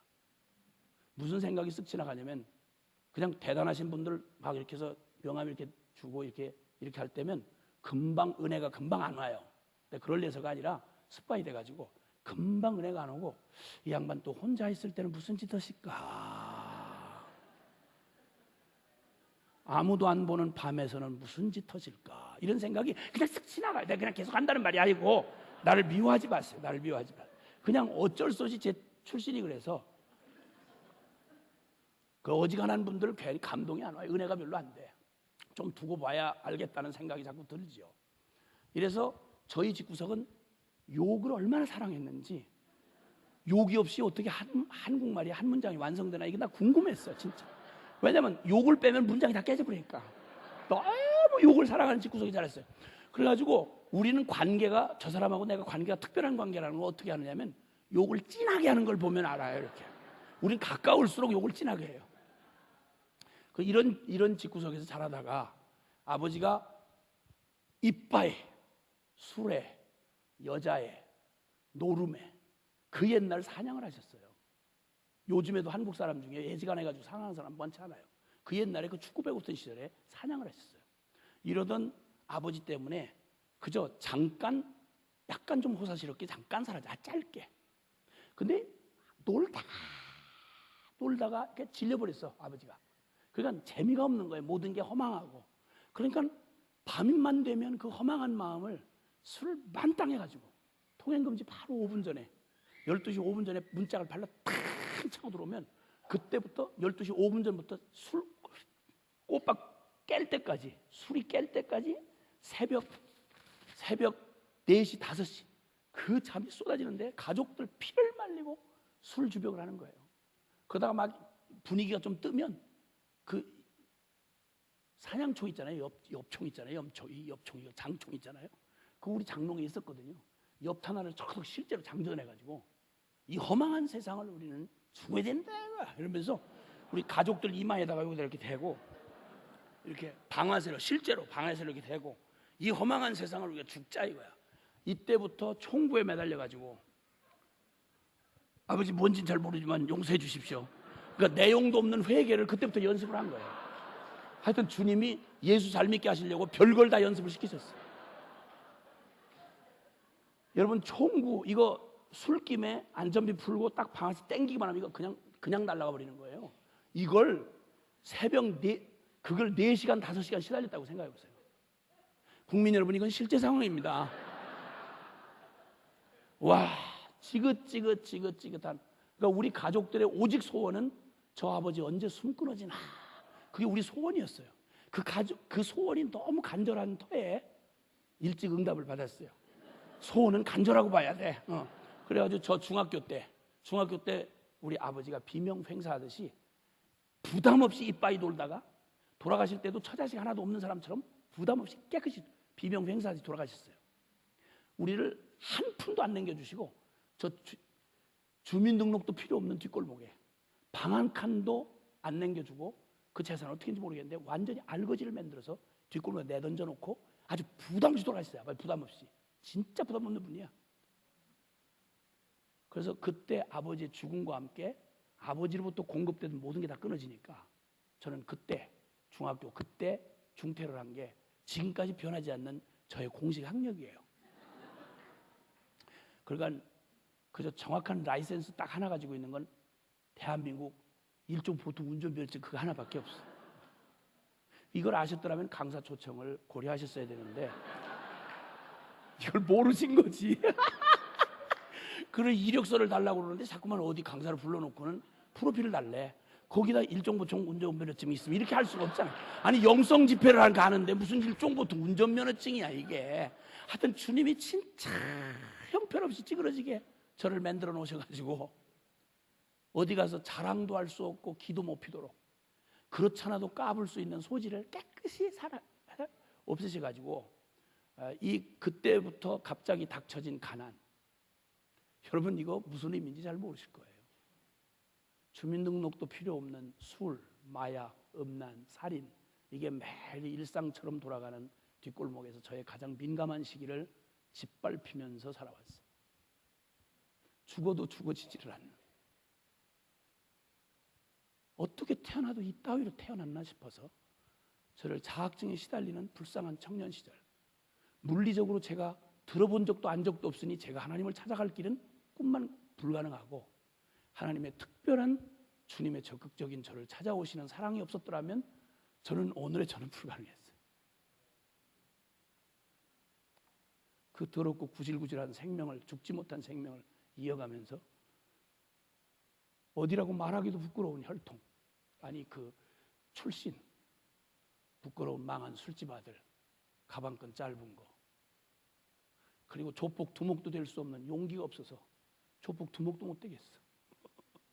똘마니 하면 몰라도 조폭 두목 될 용기도 없어. 나 지긋지긋한 내가 싫고 내가 저주스럽고 이거 어떻게 하면 내가 이 비참한 놈이 인생 깨버리나 자학증에 시달리던 불쌍한 청년놈. 빛을 보는 게 두려웠던 놈이었어. 내가 나를 사랑할 수가 없는 거예요. 아무리 따지고 보아도. 쏟아진 물처럼 깨진 오지병처럼 그렇게 누구도 거들떠보지 않고 일가 친척 누구 하나 그날 이후로 절대 일가 친척 친구 인생 확실하게 제가 배웠죠. 그렇게 돈 잘 벌 때 아버지 옆에서 알랑거리던 수많은 사람들 코끝도 못 봤습니다. 그 끔찍한 시간들 지나는 동안에 고생으로 말하면 저보다 고생하는 사람 어디 있겠습니까? 마음으로 고생 많이 했습니다. 왜 살아야 하는지, 내 인생의 가장 중요한 질문은 우리 아버지가 하나도 가르쳐 준 게 없는 거예요. 어디로 가는지, 어디서 왔는지, 인간이 뭔지, 왜 살아야 하는지 가장 중요하고 본질적인 질문을 하나도 대답을 안 해주고 간 거예요, 우리 아버지가.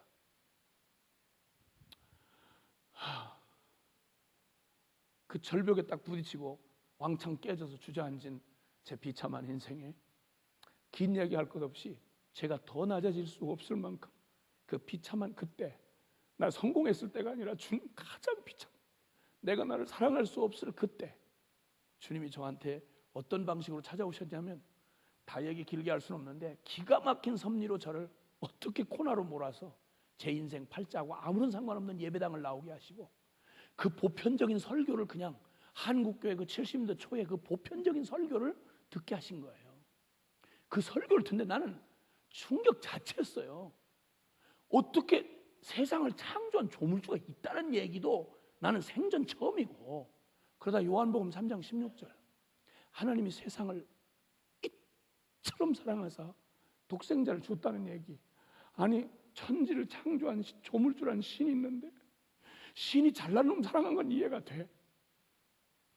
근데 멸망할 수밖에 없는 죄인 놈을 사랑하다 미쳐서 하나님이 하나밖에 없는 아들을 주었다는 얘기가, 이걸 쉬어 터지도록 들은 모태신앙들한테는 감동이 안 가는 얘기지만 나한테는 생전에 이게 무슨 이런 얘기래.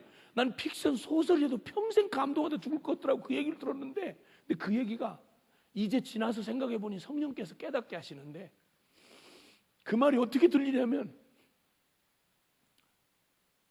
내가 널 사랑한다 이런 말로 들리는 거예요. 하나님이 내가 널 사랑한다 이런 말로 들리는 거예요. 나는 이런 말을 문장으로도 부모에게 들어본 적이 없다니까. 욕만 잘하니까 우리 부모는. 이런 니끼한 말을 들어본 적이 없어요. 우리 집안에서 그런 말을 맨정신에 한다는 건 흉악하게 미친놈이에요. 그건 술 먹고 기생이 말하면 그건 맞아. 어머 사장님 사랑해요 이런 얘기는 술 먹고 기생이 하는 얘기야. 저희 집에서 맨정신으로 그따위 소리는 있을 수가 없어요. 우리 어머니가, 날 사랑하는 어머니가 보통 하는 말이 연병할 놈이에요. 기분 좋을 때 하는 말이. 좀 성질나면 육실할 놈이래. 나 그 좋은 말인 줄 알아서 하도 엄마가 그러길래 나중에 사전을 찾아봤더니 여섯 토막 내죽이는 걸 육시하다 그래. 그리고 내가 어렸을 때 그렇게 이뻤대네. 지금 말고 나 어렸을 때를 얘기하는 거예요. 제가 그때 그렇게 잘 먹고 잘 좋은 집안에 자라나니까, 잘 먹는 집안에 있어요. 아주 살이 오동통 미쉐린 차 타이어에 그 심볼처럼 아주 올록불록 아주 눌러봐야 탁 튕겨져 나올 정도로 아주 꼬집어주고 싶을 마음. 내가 그렇게 귀여웠대네. 근데 그렇게 귀여울 때 우리 어머니가 표현하는 말이 뭐냐면, 이분도 어디서 배운 게 없어가지고 그냥 너무 이뻐서 그냥 이뻐 죽을 때 그냥 말로 무섭게 이빠이 이쁠 때 하는 말이 표현이 망할 놈 새끼. 이런 집구석에서 내가 자랐으니 무슨 말을 내가 들어봤겠냐고. 무슨 말을. 그러던 저한테 문장으로 나는 누군가가 나를 사랑한다는 말을 처음 들은 게, 내가 지금 제 생명보다 더 사랑하는 우리 주님한테 처음 들었어요. 이 말을. 문장으로 처음 들은 게 나는 우리 주님한테 처음 들었다니까. 요한복음 3장 16절 통해서. 그리고 한마디 더 깨닫게 해주셨어요. 넌 재수없이 망한 술집 아들 놈이 아니고 넌 내가 너를 대신해서 죽을 만큼 너는 소중한 놈이다. 이 말이 내 마음에 믿어지던 순간 저 홀랑 미쳤어요. 그때 그날 정말 홀랑, 무슨 특별한 체험도 아니고 뭐 불꽃을 본 것도 아니고 한나라 귀퉁이 갔다 온 것도 아니고 그냥 그 말이 요한복음 3장 16절 의미가 그냥 다가오는데 이 말이 그냥 넌 재수없이 망한 술집 아들 놈이 아니고 넌 정말 내가 너를 대신해서 목숨 줄 만큼 소중한 놈이다. 이게 믿어지는 순간 홀랑 미쳤습니다. 여러분, 그냥 미쳤다는 거하고 홀랑 미쳤다는 건 얘기가 다릅니다. 벗은 것도 그냥 벗었다는 말하고 홀랑 벗었다는 말하고 이게 얘기가 다르듯이 미친, 홀랑 미쳐, 그날로 미쳐가지고 그날로 미쳐서 나는 그날 이후로 내 이 성경에 이해는 못해도 제가 의심을 해본 적이 없습니다.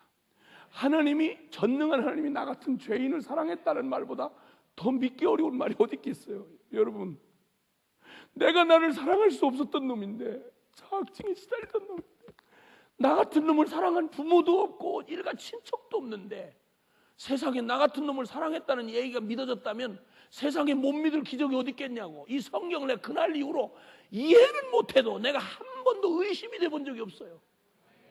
이 성경 그때부터 30년이 넘도록 이거 미쳐서 이거 하나 붙들고 미쳐 살아왔습니다. 그렇게 미쳐가지고 난 전혀 안 못하니까 이 뭐가 없잖아요. 이 선입 지식이 없잖아. 그러니까 교회 이거 분위기도 모르지 뭐 어떻게 해야 되는 걸 모르고 그냥 좋기만 한 거야. 좋기만 한 거야. 어? 그래가지고 가가지고 막 너무 좋아서 너무 좋아가지고 그래가지고 그때 예수 천당 불신지옥 이런 말이 있었어요. 전도용으로 하는 70년대 초에 제자훈련이 있었나 그때? 그래가지고 예수 천당 그러길래 난 예배당 잘 나오다가 어느 정도 이렇게 자격이 되면 예배 드린 중에 데려간 줄 알았어. 나 그래서 예배 시간마다 눈물과 감격으로 예배를 드리고 그날부터 지금까지 눈물로 감격하며 예배를 드리고 살아오고 있어요. 날이 갈수록 더 미쳐서 그때 미쳐가지고 날이 갈수록 그 증세가 더 심해져 가고 있어요. 어떻게 예수님을 알면 알수록 십자가의 도를 깨달으면 깨달을수록 어떻게 더 안 미칠 수가 있냐는, 내가 이게 이해가 안 된단 말입니다. 국민 여러분, 이해 못하는 나를 여러분이 이해해 주시길 바랍니다. 그래서 그때부터 주님 앞에 나 다른 기도할 줄도 모르는 내가 처음 주님 앞에 내가 뭐라고 소원한지 아십니까? 무소유로 살겠다고 그랬어요. 처음. 그게 무슨 의미냐면 나 전부 내가 불행한 이유잖아요. 부끄러운 혈통, 출신, 가방끈 짧은 거, 전부 비참한 이것 때문에 내가 슬프다고 생각했던 이거 예수님 딱 만나고 나니까 이거 나 바꿔주지 말라고 지금까지 안 바꿨어요. 주님 지금까지 안 바꿔주세요. 지금도 무소유예요. 그리고 여전히나 학벌도 안 바뀌었고 여전히나 부끄러운 출신 그거 그냥 그렇고 나 여전히 용기 없어요. 그런데 나는 이전에는 이것 때문에 자살할 이유였는데 지금은 이게 저의 훈장이 됐어요. 왜냐하면 하나님의 은혜를 드러내는 나 같은 놈에게 베푸신 하나님의 은혜의 훈장이 된 거예요. 그때부터 미쳐가지고 막 교회 나오고 어쩌면 이렇게 좋을 수가 있어요. 어떻게? 그럼 분위기가 그때 아니요.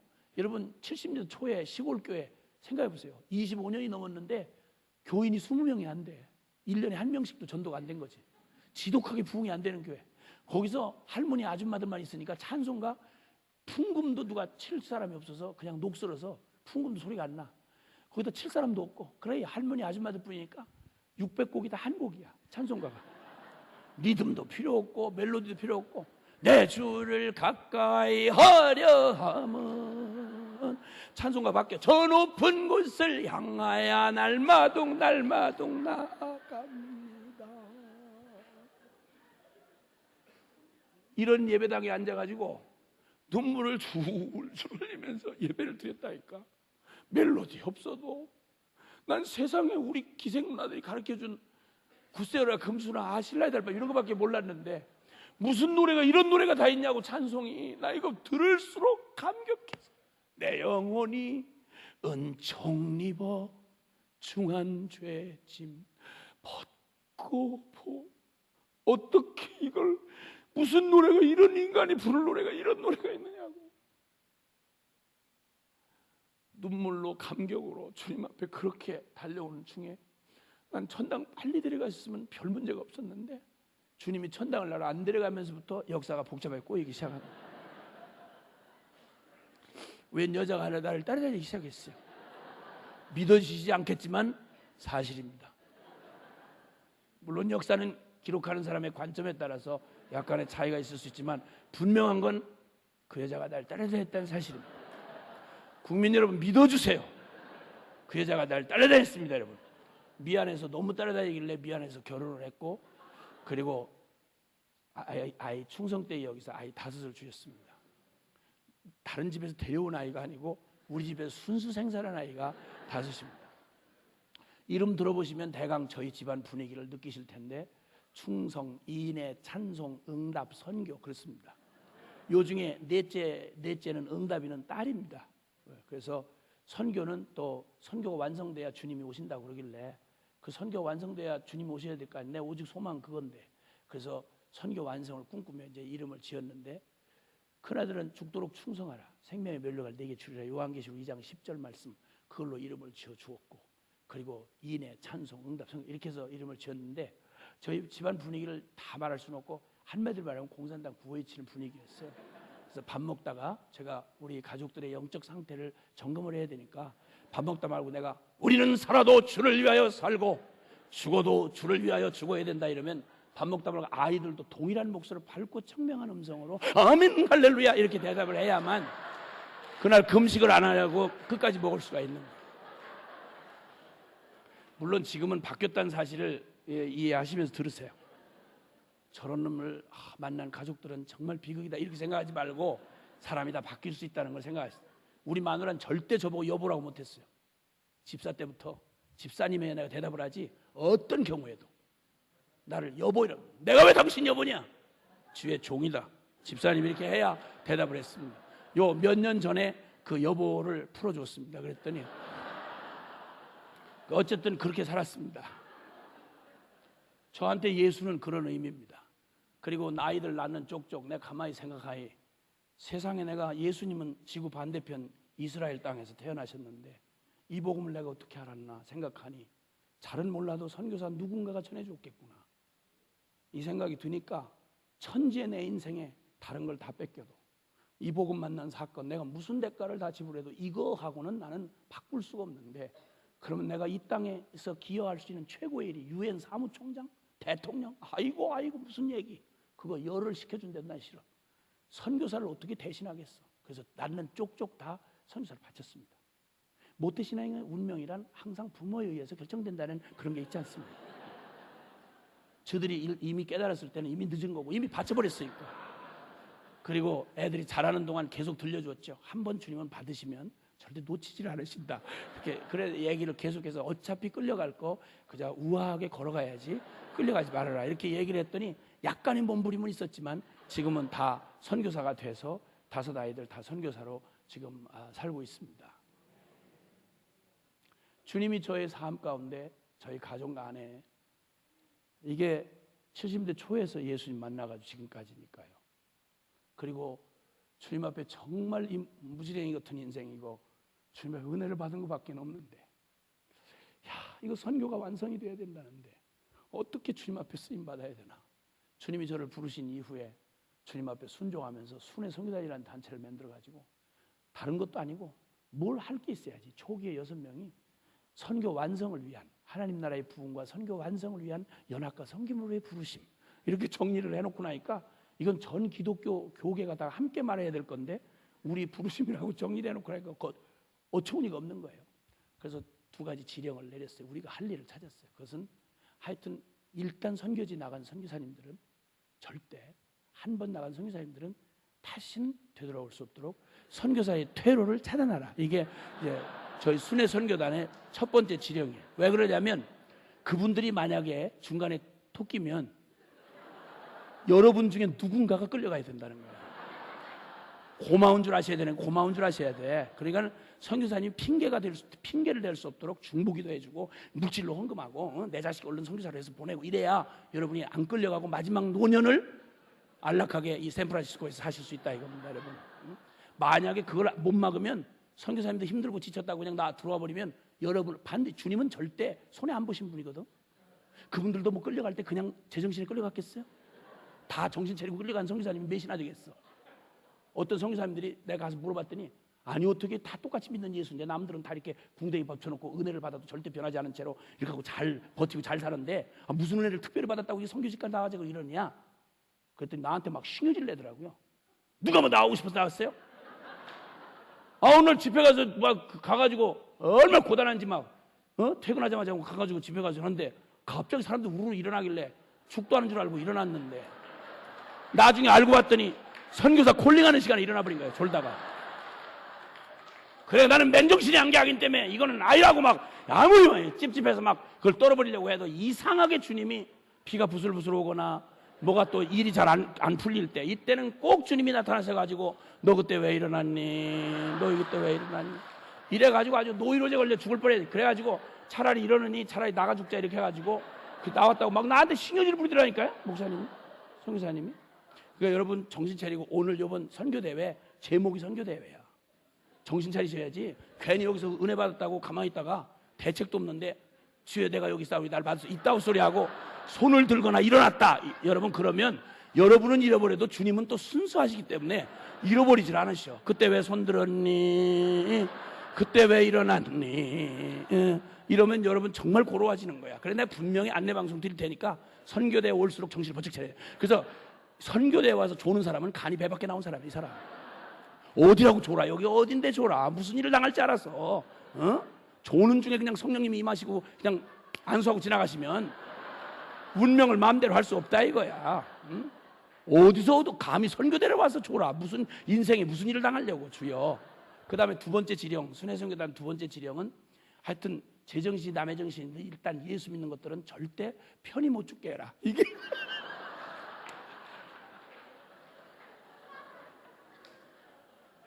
아유 나는 이런 말을 할 때 난 너무 신나요. 왜냐면 아니 똑같이 예수 믿는데 우리 선교사들만 쎄빠지 고생할 이유가 뭐야? 똑같이 천당 가지, 똑같이 죄사함 받았지, 똑같이 은혜 받는데 선교사는 무슨 뭐가 그렇게 특별히 더 그래서 이렇게 쎄빠지 고생하냐고. 그러니까 여러분도 같이 죽자 이거야. 그래. 그리고 솔직한 말로 예수 믿었다는 게 예수님 피값 치르고 예수 믿은 거야. 아멘? 아니, 대답해 보세요. 아멘? 우리가 구원받은 게 예수님 피값 치르고 구원받은 거야. 성경도 말하기를 너희는 피값 주고 사셨다 이거야. 그러니 그 몸으로 너희 몸으로 하나님께 영광을 돌리라. 쉽게 말하면 예수님 피값 주고 산 인생. 적어도 살아도 예수 피값만큼 살다가 죽어도 예수 피값만큼 죽어야지. 그 이하는 있을 수가 없다 이 말입니다. 아멘을 크게 하시길 바랍니다. 이런 때 아멘을 안 한다고 절대 상황을 피해갈 수 없다는 걸 기억하시길 바라요. 교활하게 대답을 아멘을 안 하고 이렇게 지나가는 사람 특별히 주님이 더 주목하시죠. 네가 아멘 안 하는 이유가 뭐냐? 굳이 개인으로 주님 물으실 때가 있는 거야. 대답은 뻔한데 예수님 핏값 주고 산 인생, 예수님 핏값만큼 살다가 예수님 핏값만큼 죽어야지요. 노년을 안락하게 평생 잡수신 밥을 꽉 마지막 한 걸까지 마저 찾아 잡수시고 안락하게 건강관리하다가 편안하게 죽는 이런 꿈을, 이게 예수쟁이 아닌 사람이 이런 꿈을 꾼다면 이거 말이 돼. 그런데 세상에 어떻게 믿은 예수인데 이런 기가 막힐 생각을 하고 이런 기가 막힌 생각을 하는 일이 가능하냐 이 말이야. 이거 도대체 십자가 무슨 은혜인데 도대체 내 인생 뭐하러 여기 살라고 그러는데 주여, 그런 분이 없으실 바라고, 혹시 그런 생각 은근히 하고 있던 분은 화들짝 놀래가지고 오늘 이 밤에 뒤집어지시기를 바랍니다. 아멘을 크게 하세요. 아멘, 아멘, 아멘.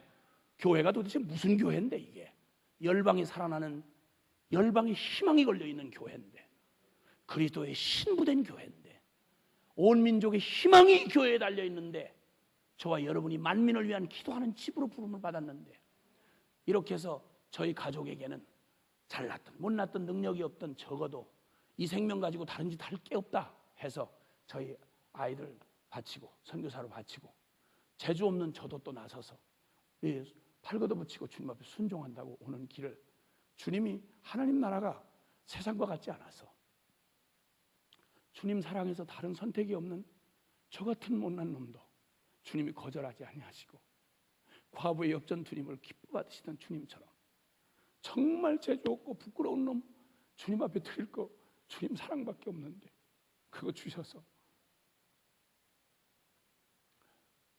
그래서 그냥 감격 고마운 거죠. 너무 고맙고 이게 자다가도 벌떡 깨서 놀랄 일이죠. 이게 무슨 은혜인가? 이게 무슨 사랑인가? 힘들고 어려워서 어떤 때 사람이니까 눈앞에 보이는 어려움 때문에 털썩 주저앉아 기도도 안 나올 때 그때 다른 거 깊이 말할 것도 없고 그냥 혼자 흥얼흥얼 좋으신 하나님 좋으신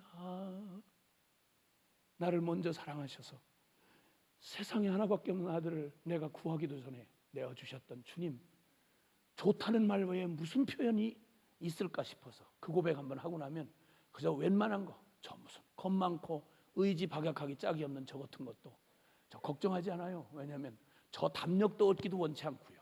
너무 두려워서 너무 담력이 없어서 주님 의지하지 않고는 한 걸음도 갈 수 없는 주님 은혜 없이는 한순간도 갈 수 없는 이런 내가 더 좋아요.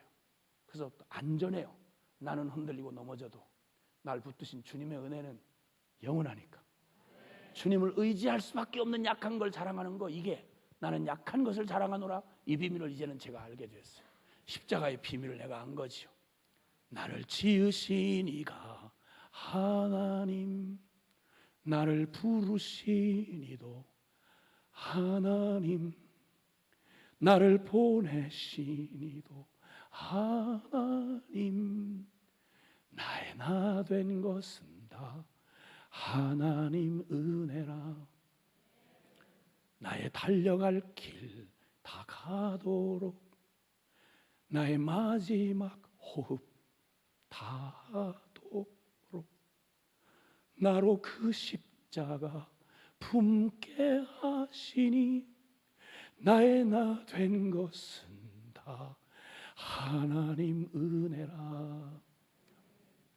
한량없는 그 은혜, 갚을 길 없는 그 은혜, 그것 때문에 나 두렵고 자신 없지만 그러나 그건 믿지 않고 끝까지 달려갈 수 있고 끝까지 선포할 수 있는 거 그 주님 때문에, 그 주님 때문에.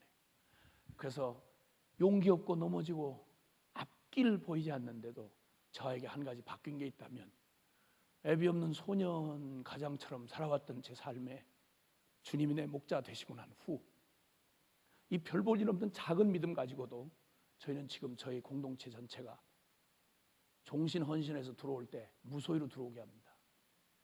그리고 오직 주님 한 분만 바라보게 합니다. 그리고 기도로만 살게 하지요. 100여 명 좀 되는 그런 종신 선교사들 함께 공동생활하고 있습니다. 그리고 주님 앞에 지금까지 한 번도 주님 뜻인데 돈이 없어서 못 해본 적은 결코 없습니다. 다른 사람에게 손 벌려본 적 없고 앞으로도 벌리지 않을 겁니다. 자식 5들 위해서 아무것도 남겨놓은 거 없습니다. 있다면 제가 사랑하는 주님의 이름 그리고 제가 걸어간 믿음의 길 이것 외에 남겨줄 거 없었습니다. 저희 자식들도 기쁘게 또 이 길을 선택해 주어서 저희에게 마지막 저희의 삶에 여러분이 이번 선교대회에 오시면서 무슨 느낌을 가지고 오셨는지 모르겠는데 적어도 저희에게 선교란 단어는 이런 의미입니다. 십자가가 이제 제가 얘기한 의미였다면 선교라는 의미는 제가 제 아들놈이 국제단체에 속해서 사역을 한 놈인데 그놈이 처음 단위기 사역을 갔던 데가 아프리카 서부 아프리카 기니비사우였습니다. 외기란 단체에 속해서 거기 갔던 그 길에 그놈을 처음으로 제가 외국 생활을 제가 나가본 적이 없는데 그놈 먼저 보내놓고 제가 이제 순회 사역을 위해서 서부 아프리카 몇 나라를 돌다가 그놈 가 있는 데를 방문하게 됐습니다. 나라가 아프리카 나라 중에서 가장 작은 나라요. 그리고 또 정말 현실적으로 소망이 없는 나라. 수도에도 전기가 없는 나라, 그런 나라에 빌리지에 들어가서 사역하고 있는 놈인데, 그 놈을 가서 잠깐 방문했다가 시커먼 흑인들하고 우통 걷고, 거기서 젊디 젊은 놈이, 20대 청년 놈이 삐썩 말라가지고 한 10kg는 가지나, 키는 껑쩡한데 말랐던 놈인데 한 10kg는 빠진 채 거기서 그들과 함께 뒹굴면서 눈에 보이지도 않는, 손에 잡히지도 않는 하늘나라 소망을 그 백성들한테 전해주겠다고 거기서 보내고 있는 놈, 그 놈하고 같이 며칠을 보냈습니다. 지낼 때는 괜찮았어요. 제가 떠나와야 되겠는데, 저는 잘 사는 서울로 와야 되지 않습니까? 보낼 때는 잘 모르겠더니 현장에 두고 떠나오려니까 갑자기 전날 밤부터 제 마음에, 나 그런 연약함이 있을 줄 몰랐는데 갑자기 마음이 확 무너지면서 도저히 내일 아침을 맞이하고 내가 떠나갈 수가 없겠는 거예요. 그 주님 앞에 바꿉시다. 뭐 내가 원래 노숙자 체질인데 내가 여기 딱 맞는데, 나 같은 놈이 여기 딱 맞고 저놈은 좀 준비된 놈인데, 뭐 이렇게 별의별 막 인간적인 생각이 들어오면서 막 나를 괴롭히는데, 이건 내 의지하고는 전 상관없이 나를 힘들게 하는 거예요. 너무 어려웠습니다. 그래서 그때 제가 흔들리는 마음을 도저히 밤을 꼬박 세우면서 내일 아침에 이놈을 두고 내가 떠나올 용기가 안 생겨요. 그래서 제가 제 마음을 채찍질하면서, 이 자식 왜 이래? 이거 미친놈 왜 이러는 거야 이거? 아, 무슨 분위기를 잡는 거야? 저를 채찍질하면서 제 신앙 고백을 아들놈에게 남겨주려고 저의 고백을, 제 마음을 채찍질하면서 했던 고백을 꽉대기 하나 찢어가지고 거기다가, 그래서 뭐 카드니 뭐 이런 걸 제가 그렇게 잘 할 수 없는 사람인데 해본 적도 없고, 그런데 꽉대기 하나 찢어가지고 거기다가 고백을 적었습니다. 몇 년이 지난 다음에 그놈이 나와가지고 애들이 뿔뿔이 이제 선교사 한다고 일찍 내보내가지고 함께 있을 기회가 많지 않다가 저희 가족이 한 자리에 제 생일날 마침 있었습니다. 5 아이들이 한 자리에 모처럼 모여가지고 저의 생일 파티를 해주겠다고 5 놈이 힘을 모아가지고 생일 선물을 준비한 게 제 얼굴에 반만한 케이크를 사갔습니다. 내가 아무리 얼굴이 커도 내 얼굴 반만한 케이크라고 그러면 난 그걸 케이크라고 하는 걸 그때 처음 알았어요. 자식을 많이 둬도 아무런 도움이 안 된다는 그때 뼈저리게 느꼈어요. 고작 해가지고 사온 게 글쎄 선물이라고 케이크가 한 덩어리 요만한 사.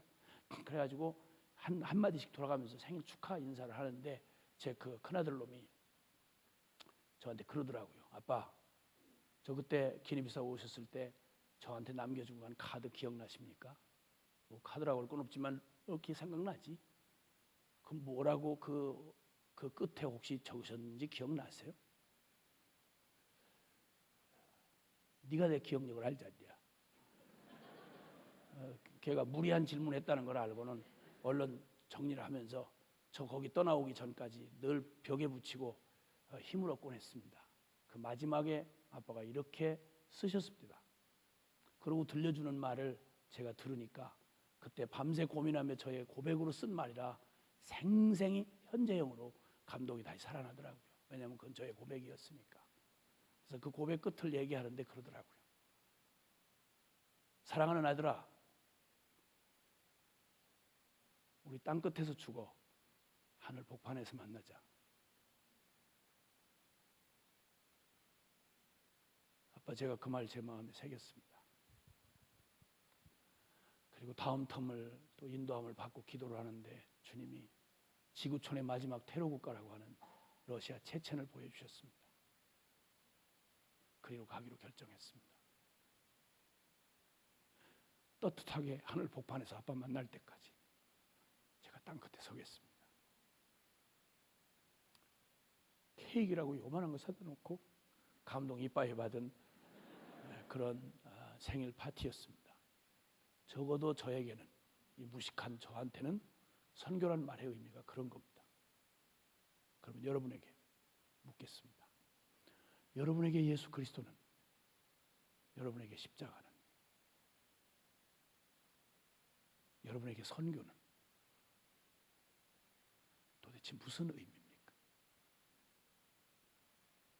다른 걸 다 잃어도 마지막 놓을 수 없는 마지막 여러분의 실제가 된, 여러분의 진정한 주인이 된, 여러분의 진정한 생명이 된, 그건 도대체 뭡니까?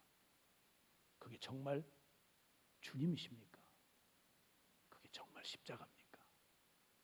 다른 걸 다 뺏겨도 이거 하나만 붙들면 되는 여러분 삶의 오직 하나, 그게 정말 그리스도의 십자가입니까? 그리고 예수 그리스도이십니까? 잠깐 기도합시다.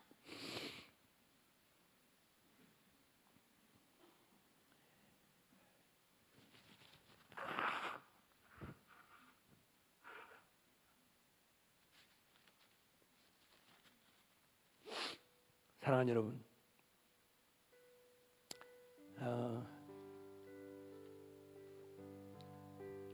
주님이 우리에게 우리가 묻는 말에 이렇게 대답하실 수 있습니다. 주님은, 사랑하는 예수님, 나는 도대체 당신에게 무슨 의미입니까? 그러면 주님은 대답 대신 아마 십자가를 슬그머니 내미실 겁니다. 사랑하는 아들아, 사랑하는 내 딸아, 넌 내게 있어서 내가 너를 대신하여 내 생명을 내어놓을 만큼 넌 나의 전부야. 이제 그 주님이 우리에게 물으실 차례입니다. 그럼 나의 사랑하는 아들아, 나의 사랑하는 딸아, 나 예수는 너에게 누구냐? 나 예수는 너에게 누구냐? 그러면 여러분 무엇라고 대답하시겠습니까? 그냥 고백으로서가 아니라 모든 걸 다 잃어도 그것만큼은 바꿀 수 없는, 순서를 먹일 수가 없는 내 생애의 전부가 되는 그리스도, 내가 주인 삼고 내가 사랑했던 것이 주님이 아니라면 이 대답은 고백할 수가 없는 대답입니다. 난 여러분이 얼마나 열심히 봉사하셨느냐, 직분이 뭐냐, 어떤 체험을 하셨느냐 묻는 말 아닙니다. 정말 주님이 알고 내가 아는 고백, 나 예수는 너에게 누구야? 너 결혼 결정할 때 나 예수가 너에게 진정 주인 노릇할 수 있었더나? 내 인생의 앞길을 결정할 때 나 예수가 너에게 진짜 주인이더냐? 예배당에서 고백하는 말로만의 주님이 아닌 내 삶의 가장 중요한 선택의 기로에서 진정한 주인이요, 진정한 사랑이요, 진정한 왕이신 그분이 아니고는 우리가 고백하는 어떤 고백도 그분에게는 합당치 않습니다. 오늘 이 시간 십자가, 주님의 이 십자가는 여러분에게 무슨 의미이십니까? 언제 이 십자가의 죽음이, 예수 죽음이 나의 죽음으로 온전히 받아들였던 때가 언제이십니까? 그래서 이제는 결코 더 이상 나를 묵상할 내가 없고 오직 내 안에 이제는 오직 주님이 나의 전부입니다 라고 고백을 하셨던 때는 언제입니까? 그게 실제가 되었던 때가 언제입니까? 만약에 오늘 이 밤에 사실이 아니고 실제가 아니라면 오늘 이 밤은 어쩌면 주님이 지금까지 기다려오신 저와 여러분이 대답해야 할 마지막 순간인지도 모릅니다. 선교는 우리에게 이루어지기 전 먼저 우리에게 복음이 되어야만 선교는 자연스러운 결과로 이루어지는 것이라고 생각합니다. 그 주님 앞에 주여, 나 솔직히 주님이 내 생애 십자가가 진정한 전부요, 실제가 될 수 없었습니다. 이제 복음 앞에 서고 보니 정말 제가 어떤 자인지를 알겠습니다. 주님은 나에게 문제 해결사밖에는, 십자가는 나의 죄책감 쓰레기 하차장밖에는 더 이상의 의미가 없었던 것을 제가 이제 고백합니다. 주님, 주님 저의 이제 모든 저의 중심에 내가 주인이 되고 내가 오직 나만 사랑하며 살아왔던 나의 삶을 죽음, 십자가의 죽음에 넘기고 이제는 주님을 나의 일부분이 아닌 나의 전부로 받아들이기를 원합니다. 여러분, 이렇게 말씀을 듣는 가운데 성령께서 여러분 안에 이런 주님이 이 진리로 여러분 안에 여러분을 이끄셨다면 믿음은 결단의 연속입니다. 지금 우리의 태도를 결단하며 돌아오지 아니할 강을 넘으셔야 할 시간입니다. 주님, 제가 그 십자가를 넘어 이제는 주님의 생명으로 사는 자로 서고 싶습니다. 저의 결단을 도와주시옵소서. 이렇게 고백하기를 원하시는 분 있으시면 조용히 머리를 숙이신 채로 내가 누군데, 나 어떤 사람인데, 이런 생각을 한다면 아직은 아니신 분이고, 어떻든 내가 누구든 상관없이 주님 앞에 이 진리 앞에 반응하기를 원하신다면 머리를 숙이신 채로 두 손을 높이 들어 여러분의 마음의 결단을 도와드리기를 원합니다. 주님, 내가 진정 십자가의 죽음에 참여하기 원합니다. 그리고 이제는 주님이 내 인생의 도우미가 아니라 정말 주님이 나의 생생한 주인이며 전부이시기를 주님 초청합니다. 주님, 나의 전부가 되주십시오. 그리고 이제 가련한 나, 우울증 걸리고 자기 연민하고 교만하고 세상 사랑하며 죄에 질질 끌려다니던 나 죽음에 넘기고 이제는 주님이 나의 전부가 되시기를 원합니다. 나를 전부를 차지해 주십시오. 그리고 이제는 주님이 내 인생의 진정한 주인이 되어 주님, 내 안에 사시옵소서. 이 고백을 여러분의 고백으로 이제 결단하시며 주님의 십자가 앞에 나의 삶을 결단하며 주님 앞에 성령님의 도움을 구하며 기도하며 나아가기를 원하겠습니다. 이제 두 손을 드신 채로 기도할 때 우리 사랑하는 주님 앞에 너무 큰 소리로 안 하셔도 괜찮겠으나 그러나 분명히 그러나 확실하게 나의 심령의 전 존재로 주님 이 진리에 반응하며 주님 앞에 내가 죽음에 넘겨야 할 나의 구체적인 모습, 버리지 못하고 끈적끈적 붙들고 있는 죄, 습관, 지독한 자아사랑, 내가 주인이 되어 살아왔던 나의 삶의 구석구석, 이것들을 주님 앞에 넘기고 이제 주님을 나의 완전한 주님으로 이제 내 삶의 전부가 되시도록 기꺼이 주님을 초대하고 우리 함께 우리의 고백으로 주님 앞에 기도하고 나아갈 때 우리 사랑하는 주님의 이름 간절히 한번 부르고 함께 통성으로 기도하겠습니다. 주여! 주여! 주여! 사랑하시는 아버지 하나님 감사합니다. 주님, 사랑하는 아버지 감사합니다. 주님, 사랑하는 아버지 감사합니다. 너무 멀리 돌아왔습니다. 너무 비참한, 오직 나만을 사랑하며 오직 내가 주인이 되어 살아왔다.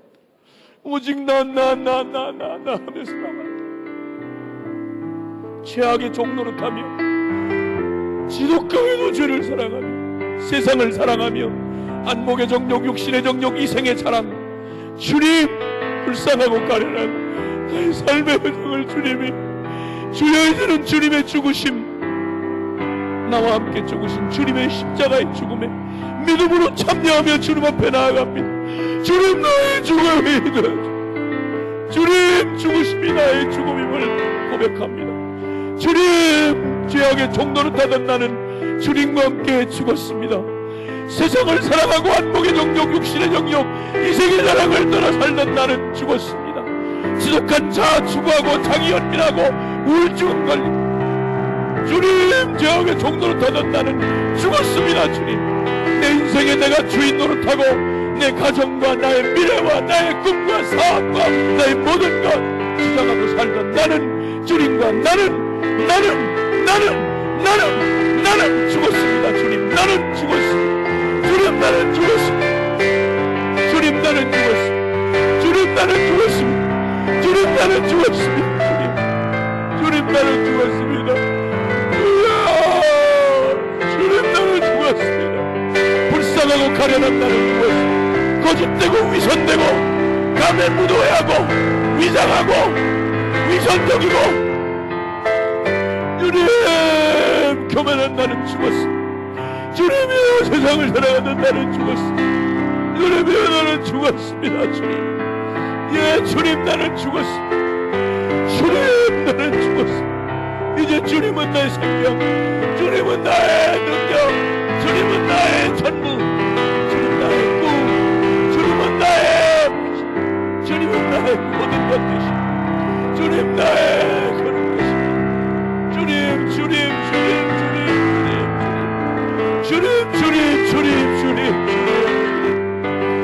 내게는 그리스도의 십자가 외에는 결코 자랑할 것이 없나니, 결코 자랑할 것이 없나니, 내게는 그리스도 예수 십자가 외에는 결코 자랑할 것이 없나니,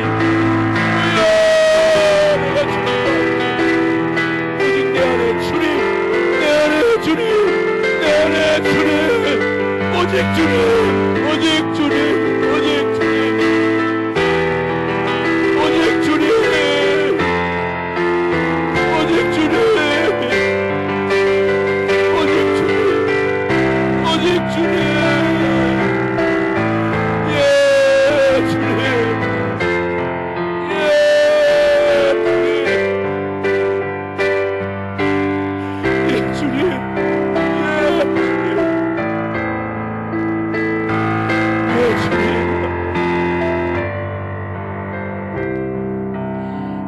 내게는 그리스도 예수의 십자가 외에는 결코 자랑할 것이 없나니 이는 세상이 내게 대하여 십자가에 못 박히고 나 또한 세상에 대하여 그러하니라. 내가 그리스도와 함께 십자가에 못 박혔나니 그런즉 이제는 내가 산 것 아니요 오직 내 안에 그리스도께서 사신 것이라. 이제 내가 육체 가운데 사는 것은 나를 사랑하사 나를 위하여 자기 몸을 버리신 하나님의 아들을 믿는 믿음 안에서 사는 것이라. 아멘, 아멘, 아멘. 주님, 주님, 아멘, 아멘, 아멘, 아멘, 아멘, 아멘, 아멘, 아멘. 나의 생명, 나의 전부이신 주님 사랑합니다. 주님 사랑합니다. 우리 구주 예수 그리스도 이름으로 기도하옵나이다. 아멘.